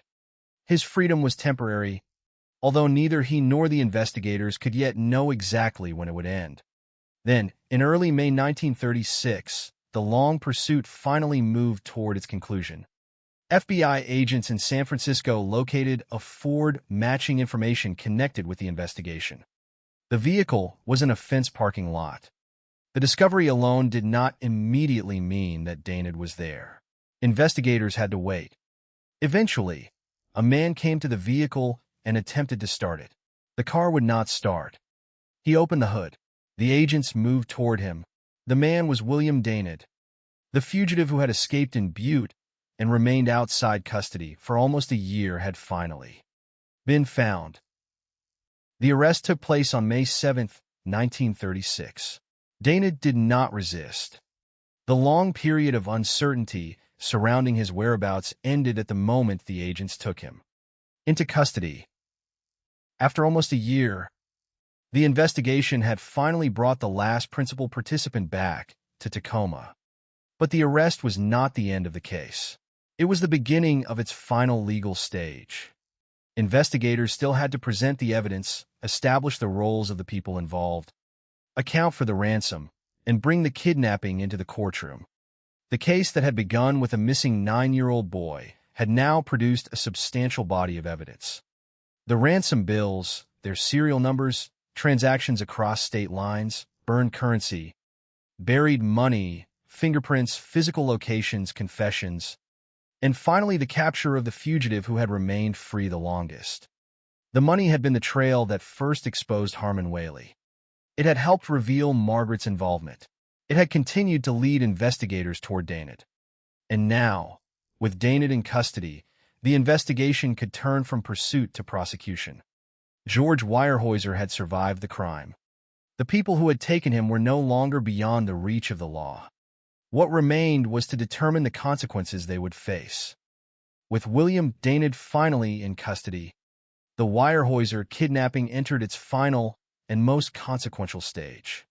For nearly a year, investigators had followed a trail that began with a 9-year-old boy disappearing on his way home and continued through ransom bills, hidden money, burned currency, fingerprints, confessions, and the movements of a fugitive across several states. George Weyerhaeuser had already been returned safely to his family, but the authorities still had to establish responsibility for what had happened to him. The question was no longer simply where George had been or who might have taken him. The investigation now had to demonstrate how the evidence connected the individuals involved to the kidnapping and to the ransom. The evidence was extensive. The ransom itself had become one of the central foundations of the case. Before the money was delivered, investigators had recorded the serial numbers of the bills. That decision allowed them to follow portions of the $200,000 after it entered circulation. A $20 bill had led investigators to Harmon Whaley after it was used to purchase a train ticket from Huntington, Oregon, to Salt Lake City, Utah. Margaret Whaley had been detained after using another ransom bill at a Woolworth store in Salt Lake City, and another ransom bill was found in her purse. At the Whaley residence, investigators found approximately $3,700 in ransom money that had been burned in the kitchen. The remaining fragments were sent to the FBI laboratory in Washington, D.C., where they were identified as ransom money. The discovery was important because it demonstrated that the investigation was not relying entirely on statements from the suspects. Physical remnants of the ransom provided independent evidence connecting the residents to the money taken from the Weyerhaeuser family. Whaley eventually confessed to his role in the kidnapping and identified William Danid as his accomplice. He also provided investigators with information about money that had been hidden. According to his confession, $90,790 had been buried beneath vegetation. Investigators recovered that amount on June 11, 1935. The recovery of the money reinforced the value of Whaley's information and provided another physical connection between the suspects and the ransom. Yet the investigation went beyond the financial evidence. The FBI laboratory examined locations and objects associated with the kidnapping. Investigators looked at places where George had been held, related houses, the holes connected with his concealment, the location where ransom money had been divided, and containers used for the instructions sent to George's father. Fingerprints became an important part of this evidence. Harmon Whaley's fingerprints were found on containers that held the ransom instructions. Fingerprints belonging to both Whaley and Dana connected them to the cabin where the ransom money had been divided. Margaret Whaley's fingerprint was found at the hideout. Taken together, these discoveries created a chain of physical evidence linking the people involved to places and objects associated with the kidnapping. The evidence was particularly significant because the kidnapping had involved movement and concealment.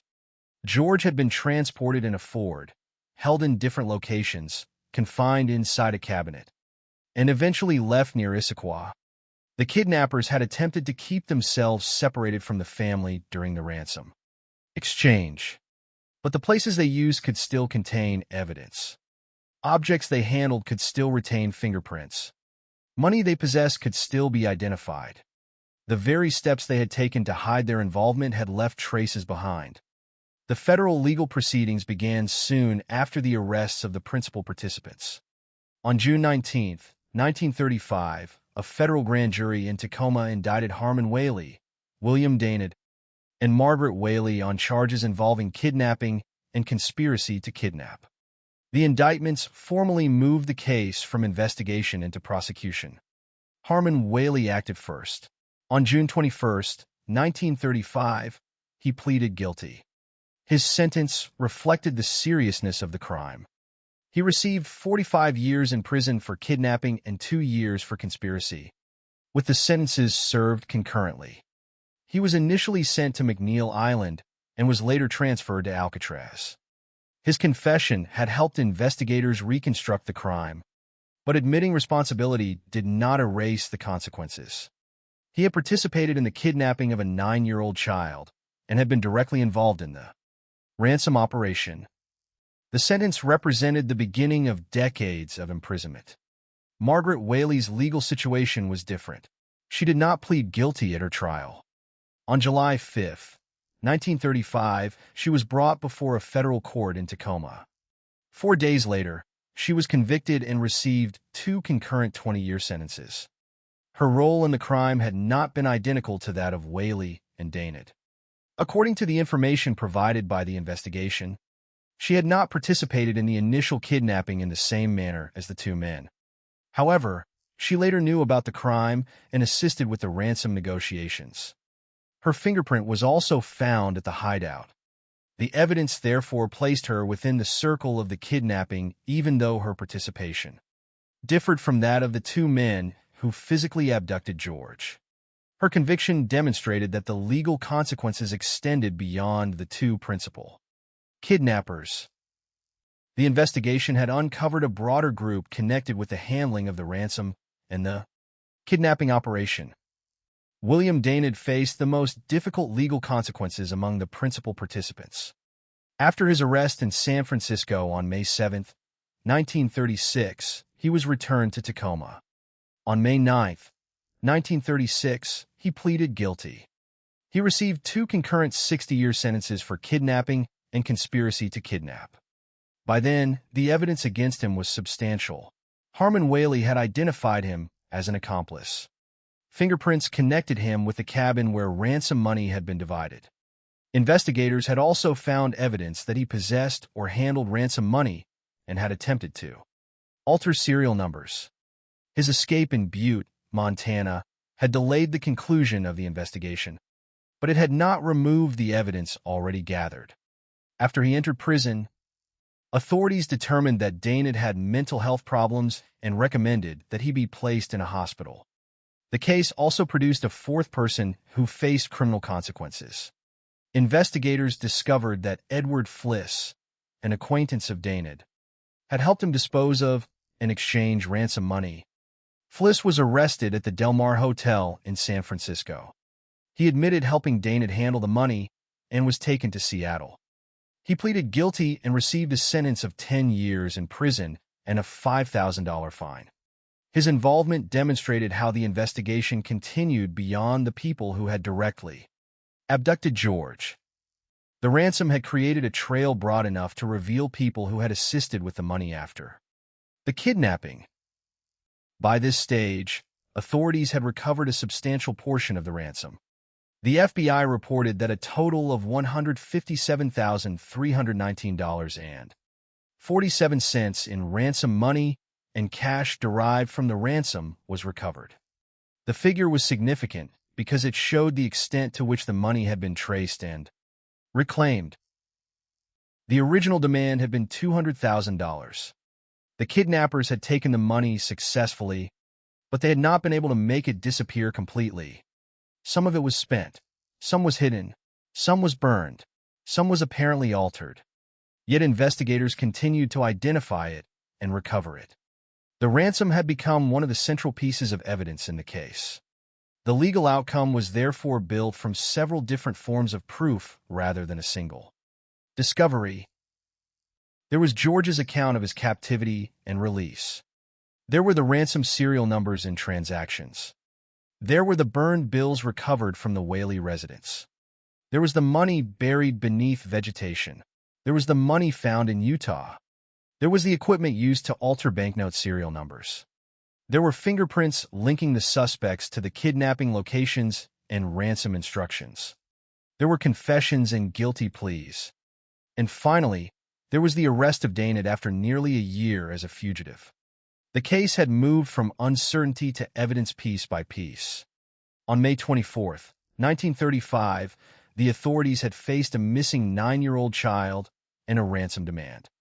By the time the prosecutions were completed, the principal participants had been identified, arrested, convicted, and sentenced. The investigation had also demonstrated how a ransom could become a liability for the criminals who demanded it. The kidnappers believed the money would provide them with freedom. Instead, the serial numbers turned portions of the ransom into a trail that followed them across state lines. The same money that represented the reward for their crime became evidence used against them. But behind all the evidence, arrests and sentences remained the central fact that had driven the investigation from its beginning. George Weyerhaeuser was 9 years old when he was taken. He had been separated from his family, transported in a vehicle, restrained, confined, and hidden. His family had paid the ransom demanded for his return. Yet the most important outcome of the case was not the recovery of money or the conviction of the kidnappers. It was that George survived and came home. The courtroom could determine punishment for those responsible. The investigation could reconstruct where the money had gone. But neither could undo what had happened to the child. The next chapter of the story would therefore move beyond the crime itself and toward its aftermath. The lives that continued after the kidnapping, the long imprisonment of the people responsible, and the remarkable fact that George Weyerhaeuser eventually built a life far beyond the event that had once made him the center of a nationwide kidnapping case. The courtroom brought an official conclusion to the criminal investigation. But it could not erase the events of May 1935. George Weyerhaeuser had survived. Harmon Whaley, William Daynard, Margaret Whaley, and Edward Fliss had all faced the consequences of their involvement. A substantial portion of the ransom had been recovered, and the evidence gathered by investigators had transformed a kidnapping that initially seemed almost impossible to solve into a case with identified suspects, convictions, and prison sentences. Yet the most important part of the story remained the child at its center. George was 9 years old when he was taken. He had left school expecting to return home for lunch. Instead, he was carried away, hidden in the trunk of a Ford, taken across state lines, handcuffed to a tree, confined inside a large cabinet, and eventually abandoned at a small cabin near Issaquah. His return to Tacoma marked the end of his physical captivity. But the kidnapping became an event permanently associated with his childhood. The criminal case, however, continued long after George had returned home. Harmon Whaley had received 45 years for kidnapping and 2 years for conspiracy, with the sentences running concurrently. He was initially held at McNeil Island and later transferred to Alcatraz. His confession had been important to the investigation, but his cooperation did not prevent a severe sentence. He remained in prison for decades. Margaret Whaley received 2 concurrent 20-year sentences after her conviction in federal court. In Tacoma, Her role had been different from that of the two men who had directly carried out the kidnapping. According to the information from the case, she had not participated in the kidnapping at its beginning in the same manner as Whaley and Daynard, but she later knew about the crime and assisted with the ransom negotiations. Her fingerprint was also found at the hideout. William Daynard received the longest sentences among the principal participants. After almost a year as a fugitive, he was arrested in San Francisco on May 7, 1936. 2 days later, on May 9, he pleaded guilty and received 2 concurrent 60-year sentences for kidnapping and conspiracy to kidnap. His disappearance had prolonged the investigation, but once he was captured, the authorities could finally complete the legal process against the last major fugitive. Later, authorities determined that Daynard had mental health problems and recommended that he be transferred to a hospital. Edward Fliss, whose role came after the kidnapping itself, also faced punishment. Investigators determined that he had helped Daynard dispose of and exchange ransom money. He was arrested at the Del Mar Hotel in San Francisco, brought to Seattle, and pleaded guilty. His sentence was 10 years in prison and a $5,000 fine. The different sentences reflected the different roles identified during the investigation. But together they demonstrated that the legal consequences extended throughout the network surrounding the kidnapping. The investigation had not stopped with the people who physically took George. It had followed the ransom and identified those who helped move or exchange the money afterward. The financial investigation was itself remarkable. Of the $200,000 paid by the Weyerhaeuser family, the FBI reported recovering a total of $157,319.47 in ransom money and cash derived from the ransom. Money had been found in several forms and locations. Some bills were discovered in circulation. Some were found in the possession of suspects. Approximately $3,700 had been burned in the Whaley residence, and the remaining fragments were identified as ransom money by the FBI laboratory. $90,790 had been buried beneath vegetation and was recovered on June 11, 1935. Approximately $14,000 in $100 bills was also found buried in Utah. Investigators discovered dye and equipment at a garage associated with Daynard's Los Angeles home, showing that efforts had been made to alter serial numbers on the currency.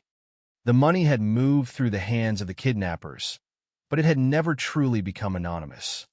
The serial numbers recorded before the ransom exchange had created a system that allowed investigators to recognize the bills after they were spent or moved.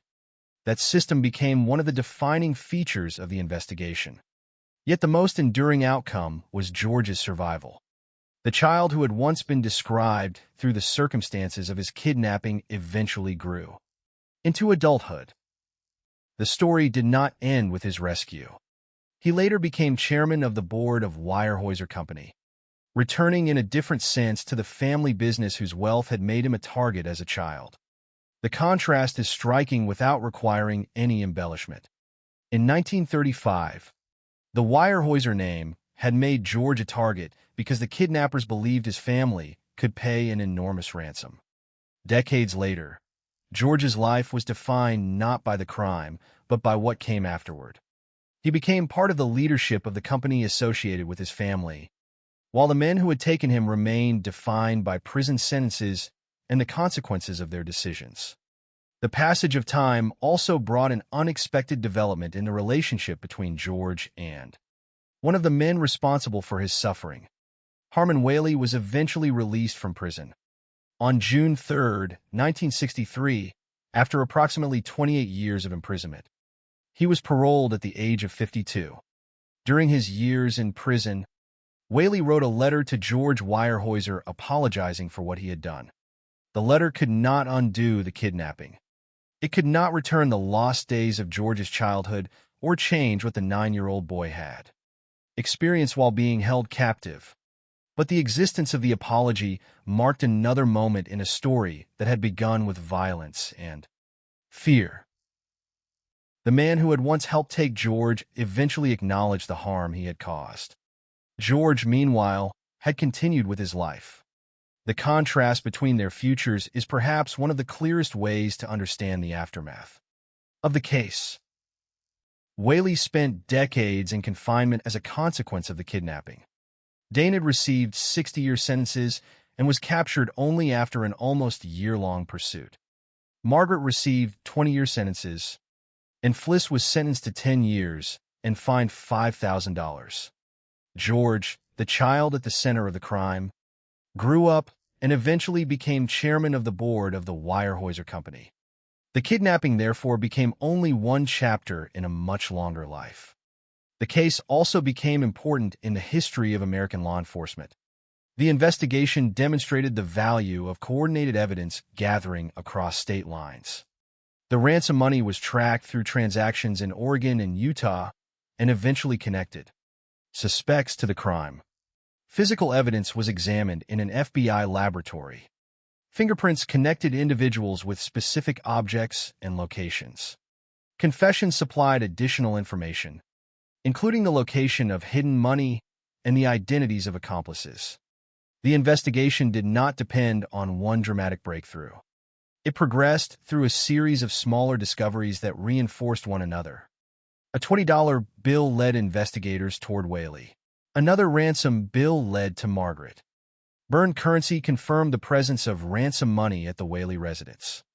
Whaley's confession identified Daynard and revealed the location of $90,790. Fingerprints connected the suspects to the kidnapping's physical locations. Daynard's eventual arrest completed the pursuit of the principal fugitives. The case demonstrated how evidence could accumulate over time until the circumstances surrounding a crime became increasingly difficult for the perpetrators to escape. But beneath the historical importance of the investigation was the human reality of the victim. George's story was never simply about money.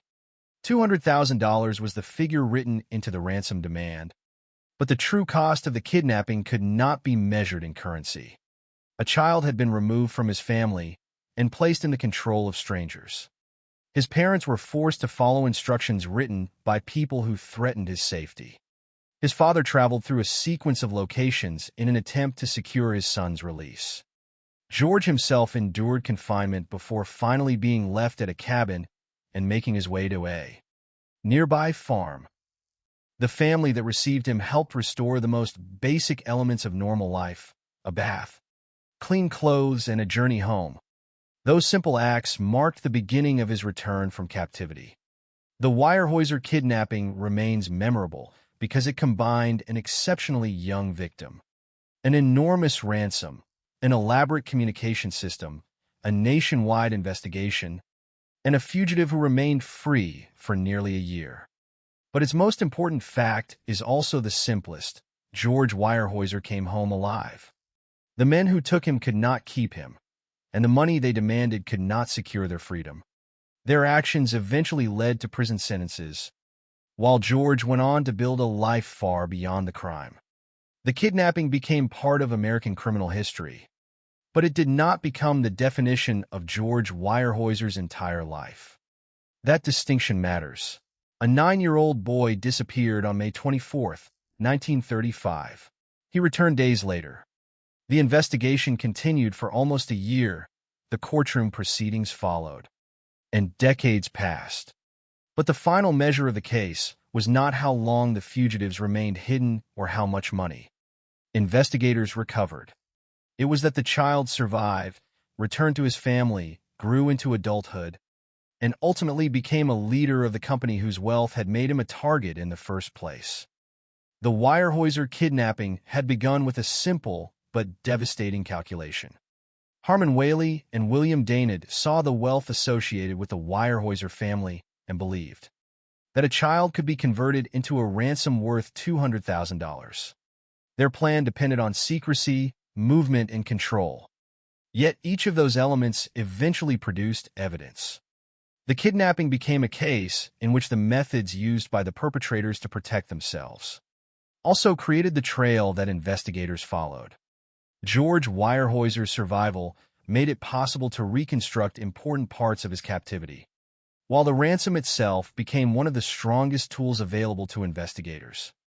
Looking back at the investigation, one of its defining characteristics was the way separate pieces of evidence gradually connected. No single discovery solved the entire case. Instead, investigators accumulated information from the ransom bills, the suspect's movements, physical evidence, fingerprints, confessions, and the recovery of hidden money. The first major breakthrough came from the serial numbers recorded before the ransom was delivered. The kidnappers had demanded unmarked $5, $10, and $20 bills, presumably because such currency would be difficult to identify as ransom money in ordinary transactions. But the bills still carried serial numbers. Investigators recorded those numbers and distributed the information to FBI offices and businesses, including banks, hotels, railroad companies, and stores. This created a system in which the ransom could be recognized after the exchange. It was a practical form of tracing that did not require investigators to know where the kidnappers were hiding. They only needed to wait for the money to appear. The strategy worked. On June 2, 1935, a $20 ransom bill was used to purchase a railroad ticket from Huntington, Oregon, to Salt Lake City, Utah. The transaction was traced to Harmon Whaley. 6 days later, Margaret Whaley used another ransom bill at a Woolworth store in Salt Lake City. The cashier recognized it and alerted authorities. Margaret was detained, and another ransom bill was found in her purse. These two discoveries connected the ransom to the Whaleys and provided investigators with a path toward their residence. The money was no longer simply stolen property. It had become a series of markers identifying the people handling it. At the Whaley home, investigators found approximately $3,700 in ransom money that had been burned in the kitchen. The remaining fragments were sent to the FBI laboratory in Washington, D.C. The laboratory examination determined that the fragments were ransom money. This evidence was particularly significant because it showed an attempt to destroy the money and, at the same time, provided physical evidence of the presence of the ransom at the residence. The effort to burn the bills had not eliminated their significance. Instead, it had left behind material that could still be examined. Eventually, Harmon Whaley confessed. His statement provided investigators with information that could be compared against the physical evidence they had already gathered. He admitted that he and William Daynard had kidnapped George. He also described the division of the ransom and claimed that Daynard had taken approximately $5,000 more than his share. More importantly, Whaley told investigators that $90,790 had been buried beneath vegetation. The authorities recovered the money on June 11th. The recovery added another substantial portion of the ransom to the evidence. It also demonstrated that the kidnapping had not ended with the ransom exchange. After receiving the money, the participants had divided it and moved it into different forms and locations. Some was spent, some was hidden, some was burned, some was altered. The investigation followed each stage. Daynard's actions made the financial trail more complicated but did not make it disappear. Investigators later found dye and equipment at a garage at his Los Angeles home that had been used to alter serial numbers on banknotes. The discovery indicated that efforts had been made to interfere with the identifying information investigators had recorded. Yet changing the numbers did not erase the other evidence connecting Daynard to the ransom. Approximately $14,000 in $100 bills was found buried in Utah. When Daynard was eventually arrested, investigators recovered $37,374.47 in ransom-related money or money he acknowledged receiving from the exchange of ransom bills. The financial evidence, therefore, became a broad map of the aftermath of the crime. It showed that the $200,000 had been moved through different hands and locations, but significant portions could still be recovered. Physical evidence provided another layer of confirmation. FBI investigators examined locations associated with George's captivity and the ransom operation. These included places where George had been held, related houses, the holes connected with his concealment, the location where ransom money had been divided, and containers used to hold instructions for George's father. Fingerprints helped establish connections between the suspects and those locations.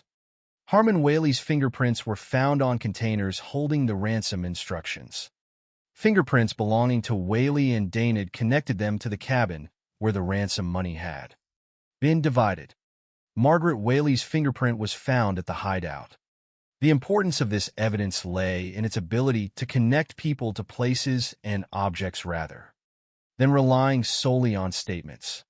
A confession could be challenged, a story could change, but a fingerprint on an object associated with the crime offered another form of evidence. George himself also provided investigators with information about his captivity. His account established that he had been transported in the trunk of a Ford, taken through Washington and Idaho, and moved into a mountainous area after passing Blanchard, Idaho. He had been handcuffed to a tree and later confined inside a large cabinet containing a mattress, 2 chairs, and a small white table. On May 31st, he remembered a clock showing approximately 5:55 p.m. and heard 2 men referred to as Bill and Harry. Later, he was taken to a small cabin near Issaquah. Around 3:30 in the morning, the kidnappers left, telling him that his father would come for him. When his father did not immediately appear, George left the cabin himself and went to a nearby farm. The family there cared for him, gave him clean clothes and a bath, and helped return him to Tacoma. These details allowed investigators to understand the physical circumstances of the kidnapping, without requiring speculation about what George experienced beyond what was recorded. The investigation also revealed the importance of the suspects' relationships. Whaley and Daynard had known one another from Idaho State Penitentiary. They had worked together to target the Weyerhaeuser family and abduct George. But after the ransom was obtained, Whaley claimed that Daynard had taken more than his agreed share. Margaret Whaley became involved after the kidnapping and assisted with ransom negotiations. Edward Fliss, an acquaintance of Daynard, later helped him dispose of and exchange ransom money. Each person entered the investigation through a different form of evidence. Margaret was identified through the ransom bill she used and the money found in her possession, while Fliss was connected to Daynard through the handling of the ransom. The investigation therefore expanded outward from the central crime. It did not stop when the men who physically took George were identified. It followed the money to everyone who had helped move it. Daynard's eventual arrest showed another aspect of the investigation. After learning that Harmon and Margaret had been arrested, he became a fugitive. He was recognized in Butte, Montana, on June 9, 1935, but escaped. Almost a year later, FBI agents in San Francisco located a Ford in a fenced parking lot. A man came to the vehicle and attempted to start it. When the car failed to start, he opened the hood. The agents approached him. It was William Daynard. He was arrested without resistance. The long pursuit had ended, but the evidence that had accumulated during those months remained the foundation of the case. By then, the investigation had established a complete chain. A child had been abducted. A ransom had been demanded and paid. The money had been recorded. Portions of it had appeared in transactions. Suspects had been identified and arrested. Physical evidence had been examined. Hidden money had been recovered. And the final fugitive had been captured. The FBI later described the investigation as a significant success. All of the people identified as participants ultimately faced legal consequences, while George was returned safely to his family. The case also demonstrated the vulnerability created by the ransom itself. Whaley and Daynard believed that $200,000 would provide them with freedom. Instead, the money became one of the strongest mechanisms for finding them. Every bill carried information that could survive changes of location and identity. The kidnappers could move across state lines, but the money could move with them, leaving a recognizable trail. They could burn some bills, bury others, or attempt to alter serial numbers. But they could not completely remove the evidence that the ransom had generated. In the end, the investigation was not a story of one miraculous clue. It was a story of accumulation. A missing child led to a ransom demand. The ransom led to serial numbers. Serial numbers led to transactions. Transactions led to names. Names led to addresses. Addresses led to physical evidence. Confessions revealed hidden money and accomplices. Fingerprints reinforced those connections. And the search for the last fugitive eventually ended in San Francisco. The case remains significant because of the way these pieces work together. Most importantly, however, the investigation never lost sight of the original purpose of the search: bringing George home safely and holding those responsible accountable. The $200,000 had been the kidnapper's objective. For investigators, it became the trail that brought them down. For George's family, the true outcome was measured in something money could never represent: the return of their child. By the time the Weyerhaeuser kidnapping reached its final legal stages, the essential facts had been established. George Weyerhaeuser had been taken on May 24, 1935, when he was 9 years old. Harmon Whaley and William Daynard had abducted him and demanded $200,000 from his family.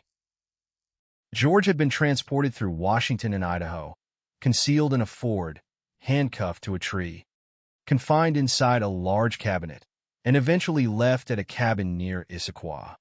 His family had followed a complicated series of instructions and delivered the ransom.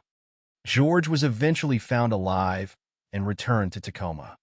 The investigation then followed the ransom money, leading to the arrest of Harmon and Margaret Whaley and, after a much longer search, William Daynard. The case now moved into the period when each participant would have to face the consequences of the crime.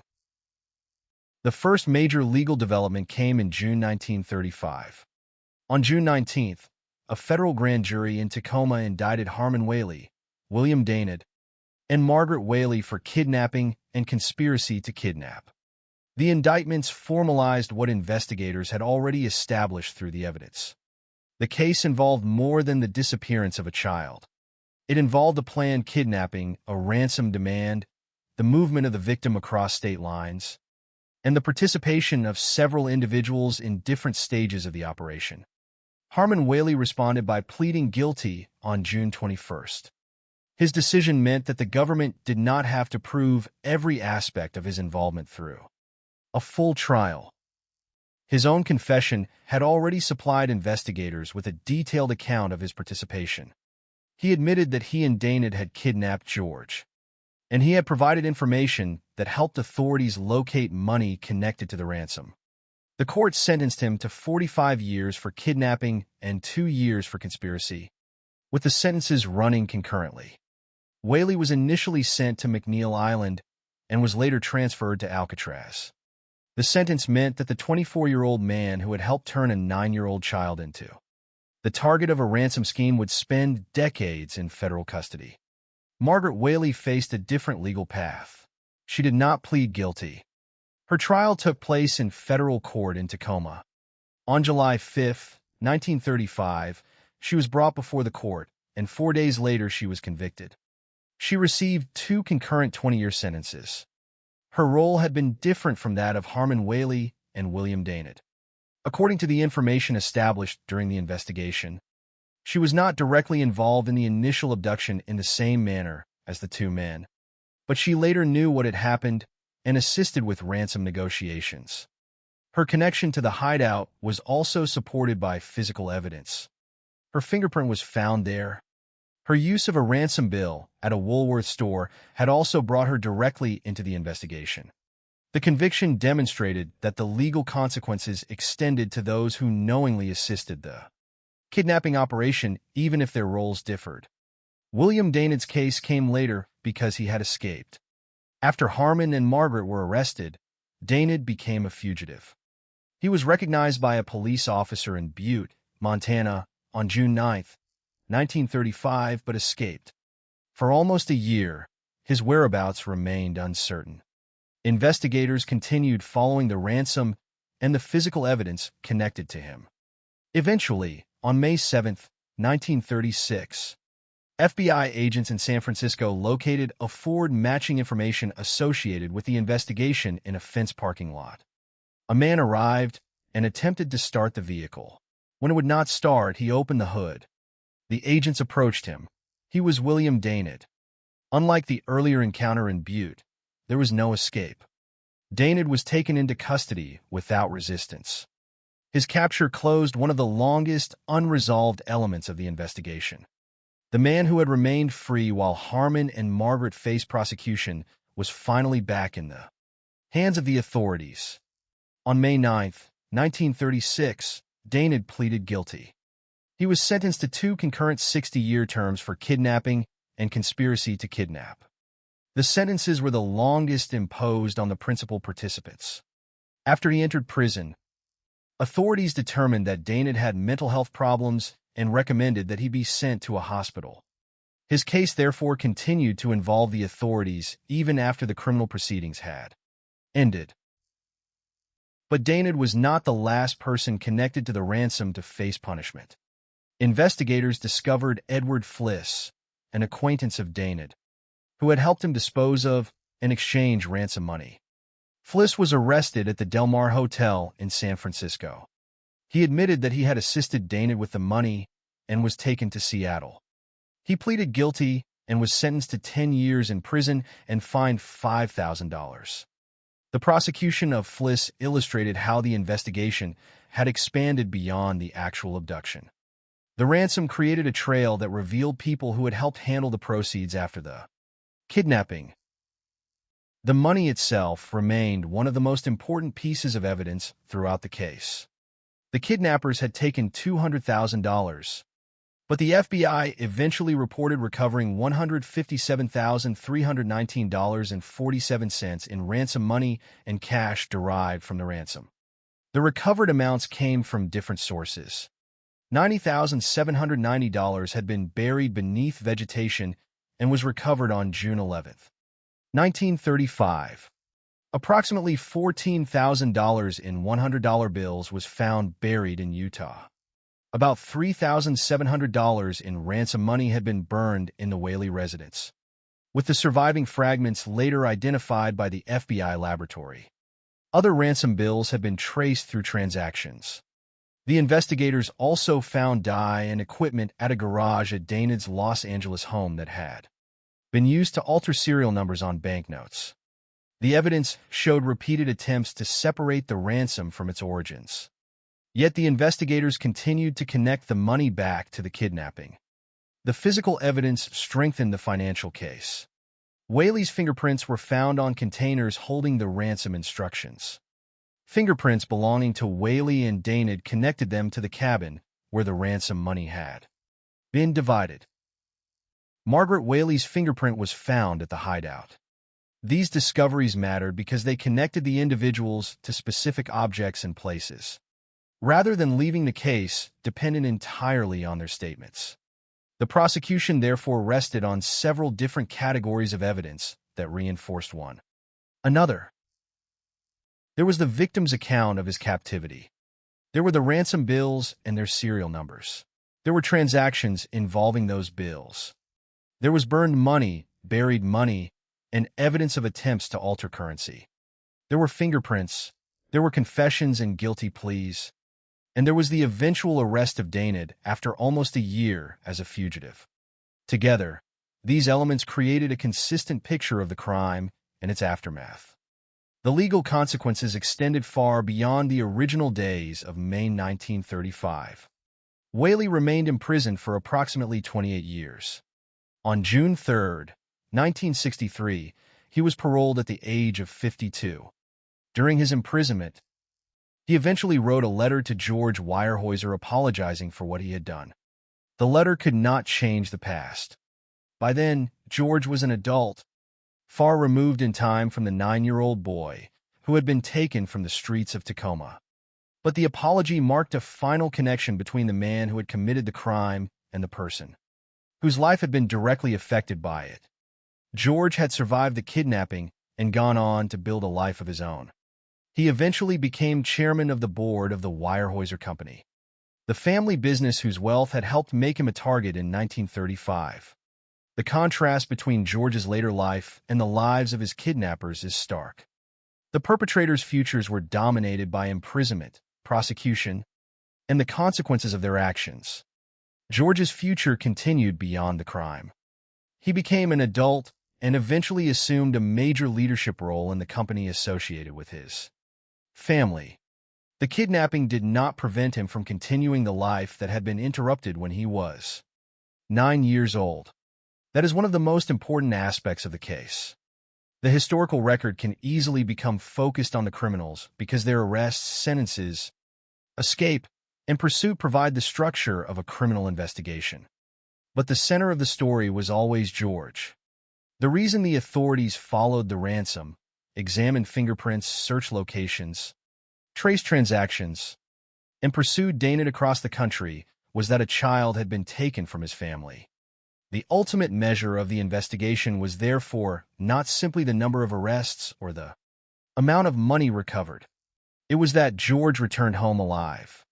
The Weyerhaeuser kidnapping also demonstrated the reach of federal investigation in a crime that crossed state boundaries. The perpetrators moved George across Washington and Idaho. The ransom traveled through Oregon and Utah and later appeared in other locations. Dana eventually reached California. The investigation followed these movements through a combination of financial records, physical evidence, and cooperation among authorities. The result was that every principal participant identified in the case ultimately faced legal consequences. The case therefore ended not with one dramatic moment, but with a sequence of arrests, convictions, sentences, and recoveries that unfolded over months and, in Dana's case, nearly a year. What had begun with George walking home became a nationwide investigation and then a series of federal prosecutions. The kidnappers had sought wealth and freedom. Instead, they created a trail that eventually exposed them. The money they demanded became evidence. The locations they used became sources of fingerprints. Their relationships became pathways to accomplices. Their attempts to hide the ransom created additional evidence. And their own statements helped investigators reconstruct the crime. By the time the legal consequences had been imposed, the central mystery had been resolved. George Weyerhaeuser was home. The kidnappers were imprisoned. Much of the ransom had been recovered.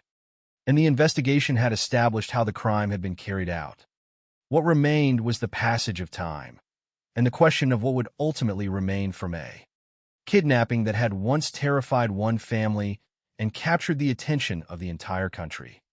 In the end, the Weyerhaeuser kidnapping was not defined by the $200,000 that changed hands, the elaborate instructions left for George's father, or the nearly year-long pursuit of William Dana. It was defined by what happened to the 9-year-old boy at the center of it all. On May 24, 1935, George Weyerhaeuser had left school expecting an ordinary journey home. He had reached Annie Wright Seminary earlier than usual and decided to walk rather than wait for his sister and the family driver. That decision placed him in the path of Harmon Whaley and William Dana, two men who had studied the wealth of the Weyerhaeuser family and were waiting for an opportunity. George was taken. For the family, the next days became a struggle to follow instructions, gather the ransom, and secure the return of their child. For investigators, the case became an increasingly complicated search for the people responsible. But for George himself, the kidnapping was a direct interruption of childhood. He went from school to captivity, from a familiar family routine to the trunk of a Ford, from the roads of Washington to an isolated location in Idaho, and eventually to a small cabin near Issaquah. He was handcuffed to a tree, confined inside a large cabinet, and kept hidden from the outside world. Yet he survived. That fact remains the most important conclusion of the entire case. After George was finally released, the investigation continued with remarkable intensity. The ransom money became the most visible trail. Investigators had recorded the serial numbers before the money was delivered, and those numbers allowed them to recognize bills as they entered circulation. The kidnappers had demanded unmarked currency, but they could not remove the numbers that identified the bills. A $20 ransom bill used to purchase a train ticket from Huntington, Oregon, to Salt Lake City, Utah, helped identify Harmon Whaley. Margaret Whaley was later caught using another ransom bill at a Woolworth store in Salt Lake City. Another ransom bill was found in her purse. At the Whaley residence, investigators found approximately $3,700 in ransom money that had been burned. The surviving fragments were examined by the FBI laboratory and identified as ransom money. Whaley eventually confessed and admitted that he and Dana had kidnapped George. He told investigators that $90,790 had been buried beneath vegetation, and the money was recovered on June 11, 1935. Dana, however, had escaped. His flight transformed the case into a prolonged pursuit. He was recognized in Butte, Montana, on June 9, 1935, but escaped. For almost a year, he remained free. During that period, investigators continued to follow the money and examine physical evidence connected to the kidnapping. At a garage at Dana's Los Angeles home, investigators found dye and equipment used to alter serial numbers on banknotes. Approximately $14,000 in $100 bills was also found buried in Utah. When Dana was finally captured, investigators recovered $37,374.47 in ransom-related money or money he acknowledged receiving from the exchange of ransom bills. The investigation ultimately accounted for $157,319.47 in ransom money and cash derived from the ransom. The money had been spent, hidden, burned, and altered, but much of it could still be traced and recovered. The physical evidence told another part of the story. Harmon Whaley's fingerprints were found on containers holding the ransom instructions sent to George's father. Fingerprints belonging to Whaley and Dana connected them to the cabin where ransom money had been divided. Margaret Whaley's fingerprint was found at the hideout.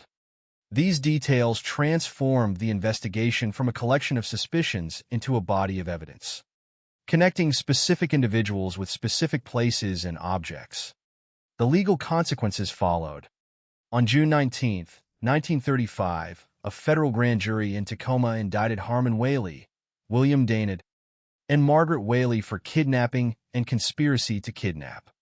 Whaley pleaded guilty on June 21.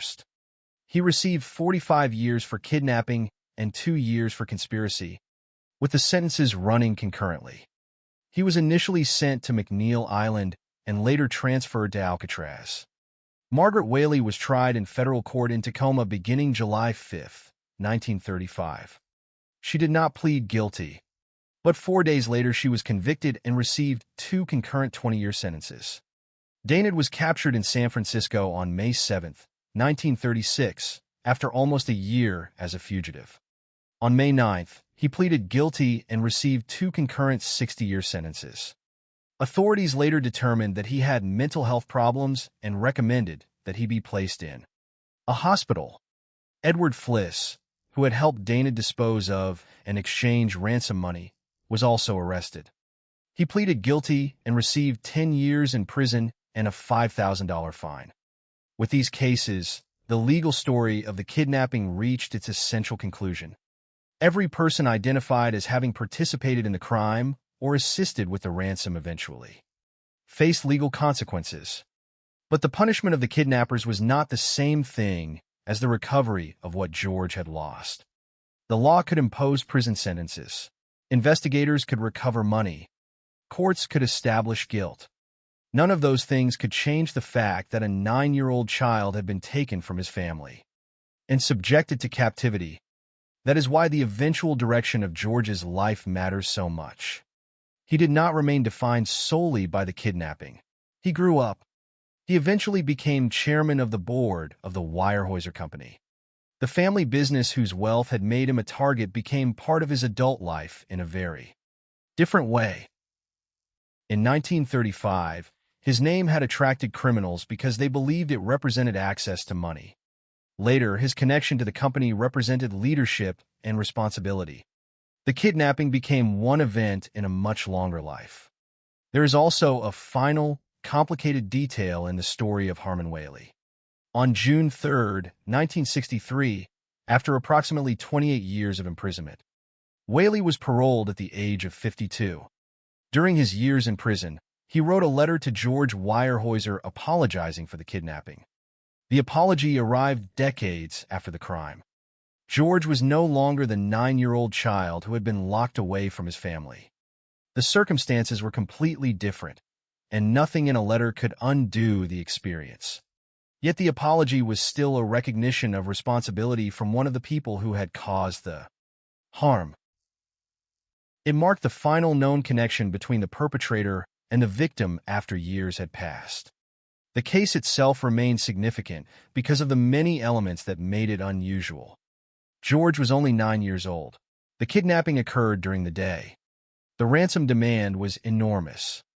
The kidnappers created an elaborate system of coded newspaper messages, false names, hotels, letters, containers, flags, and pieces of white cloth to control the ransom delivery.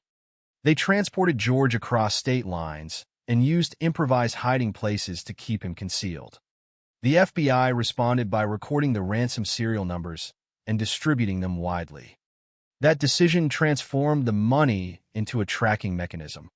The subsequent investigation combined financial evidence, physical evidence, fingerprints, confessions, and the testimony available from the victim and suspects. Daynard's escape demonstrated the difficulty of locating a fugitive who was determined to remain free. But even his flight could not erase the evidence accumulated against him. When the FBI finally found him in San Francisco, the case's longest pursuit ended without resistance. Looking back, the most striking feature of the Weyerhaeuser kidnapping is the contrast between what the perpetrators wanted and what they ultimately received. Whaley and Daynard wanted a fortune. They obtained the ransom, but much of it was recovered. They wanted to disappear. Instead, their names became permanently associated with the kidnapping. They wanted control over the situation. Instead, the money became a trail that investigators could follow. They wanted freedom after the crime. Whaley spent decades in prison. Daynard received 60-year sentences. Margaret received 20-year sentences, and Fliss received 10 years and a fine. Their plan did not produce the future they had imagined. For George, however, there was a future.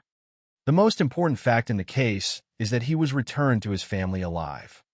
The family that had received the ransom demand and followed the kidnappers' instructions eventually received their son back. The farm family who encountered George after he left the cabin provided him with clean clothes, a bath, care, and assistance returning to Tacoma. From that moment, his life moved forward. The investigation could explain what had happened to him. The courts could punish the people responsible. History could preserve the details. But George himself continued beyond the case. That is the appropriate place to end the story, not with the kidnappers, but with the child who survived them. On May 24, 1935, George Weyerhaeuser disappeared while walking home. Days later, he walked away from the cabin where he had been left and found people who could help him. Almost a year after the kidnapping, the last major fugitive was arrested. Decades later, one of the kidnappers apologized. And throughout all those years, George's life continued. The Weyerhaeuser kidnapping became a landmark case in American criminal history because of its ransom, its investigation, and the persistence of the search for those responsible. But its deepest significance lies in a simpler outcome. A child was taken, and he came home. The money was recovered. The perpetrators were punished. The fugitive was found. And George Weyerhaeuser grew up to live a life that was larger than the crime that had once threatened to define him.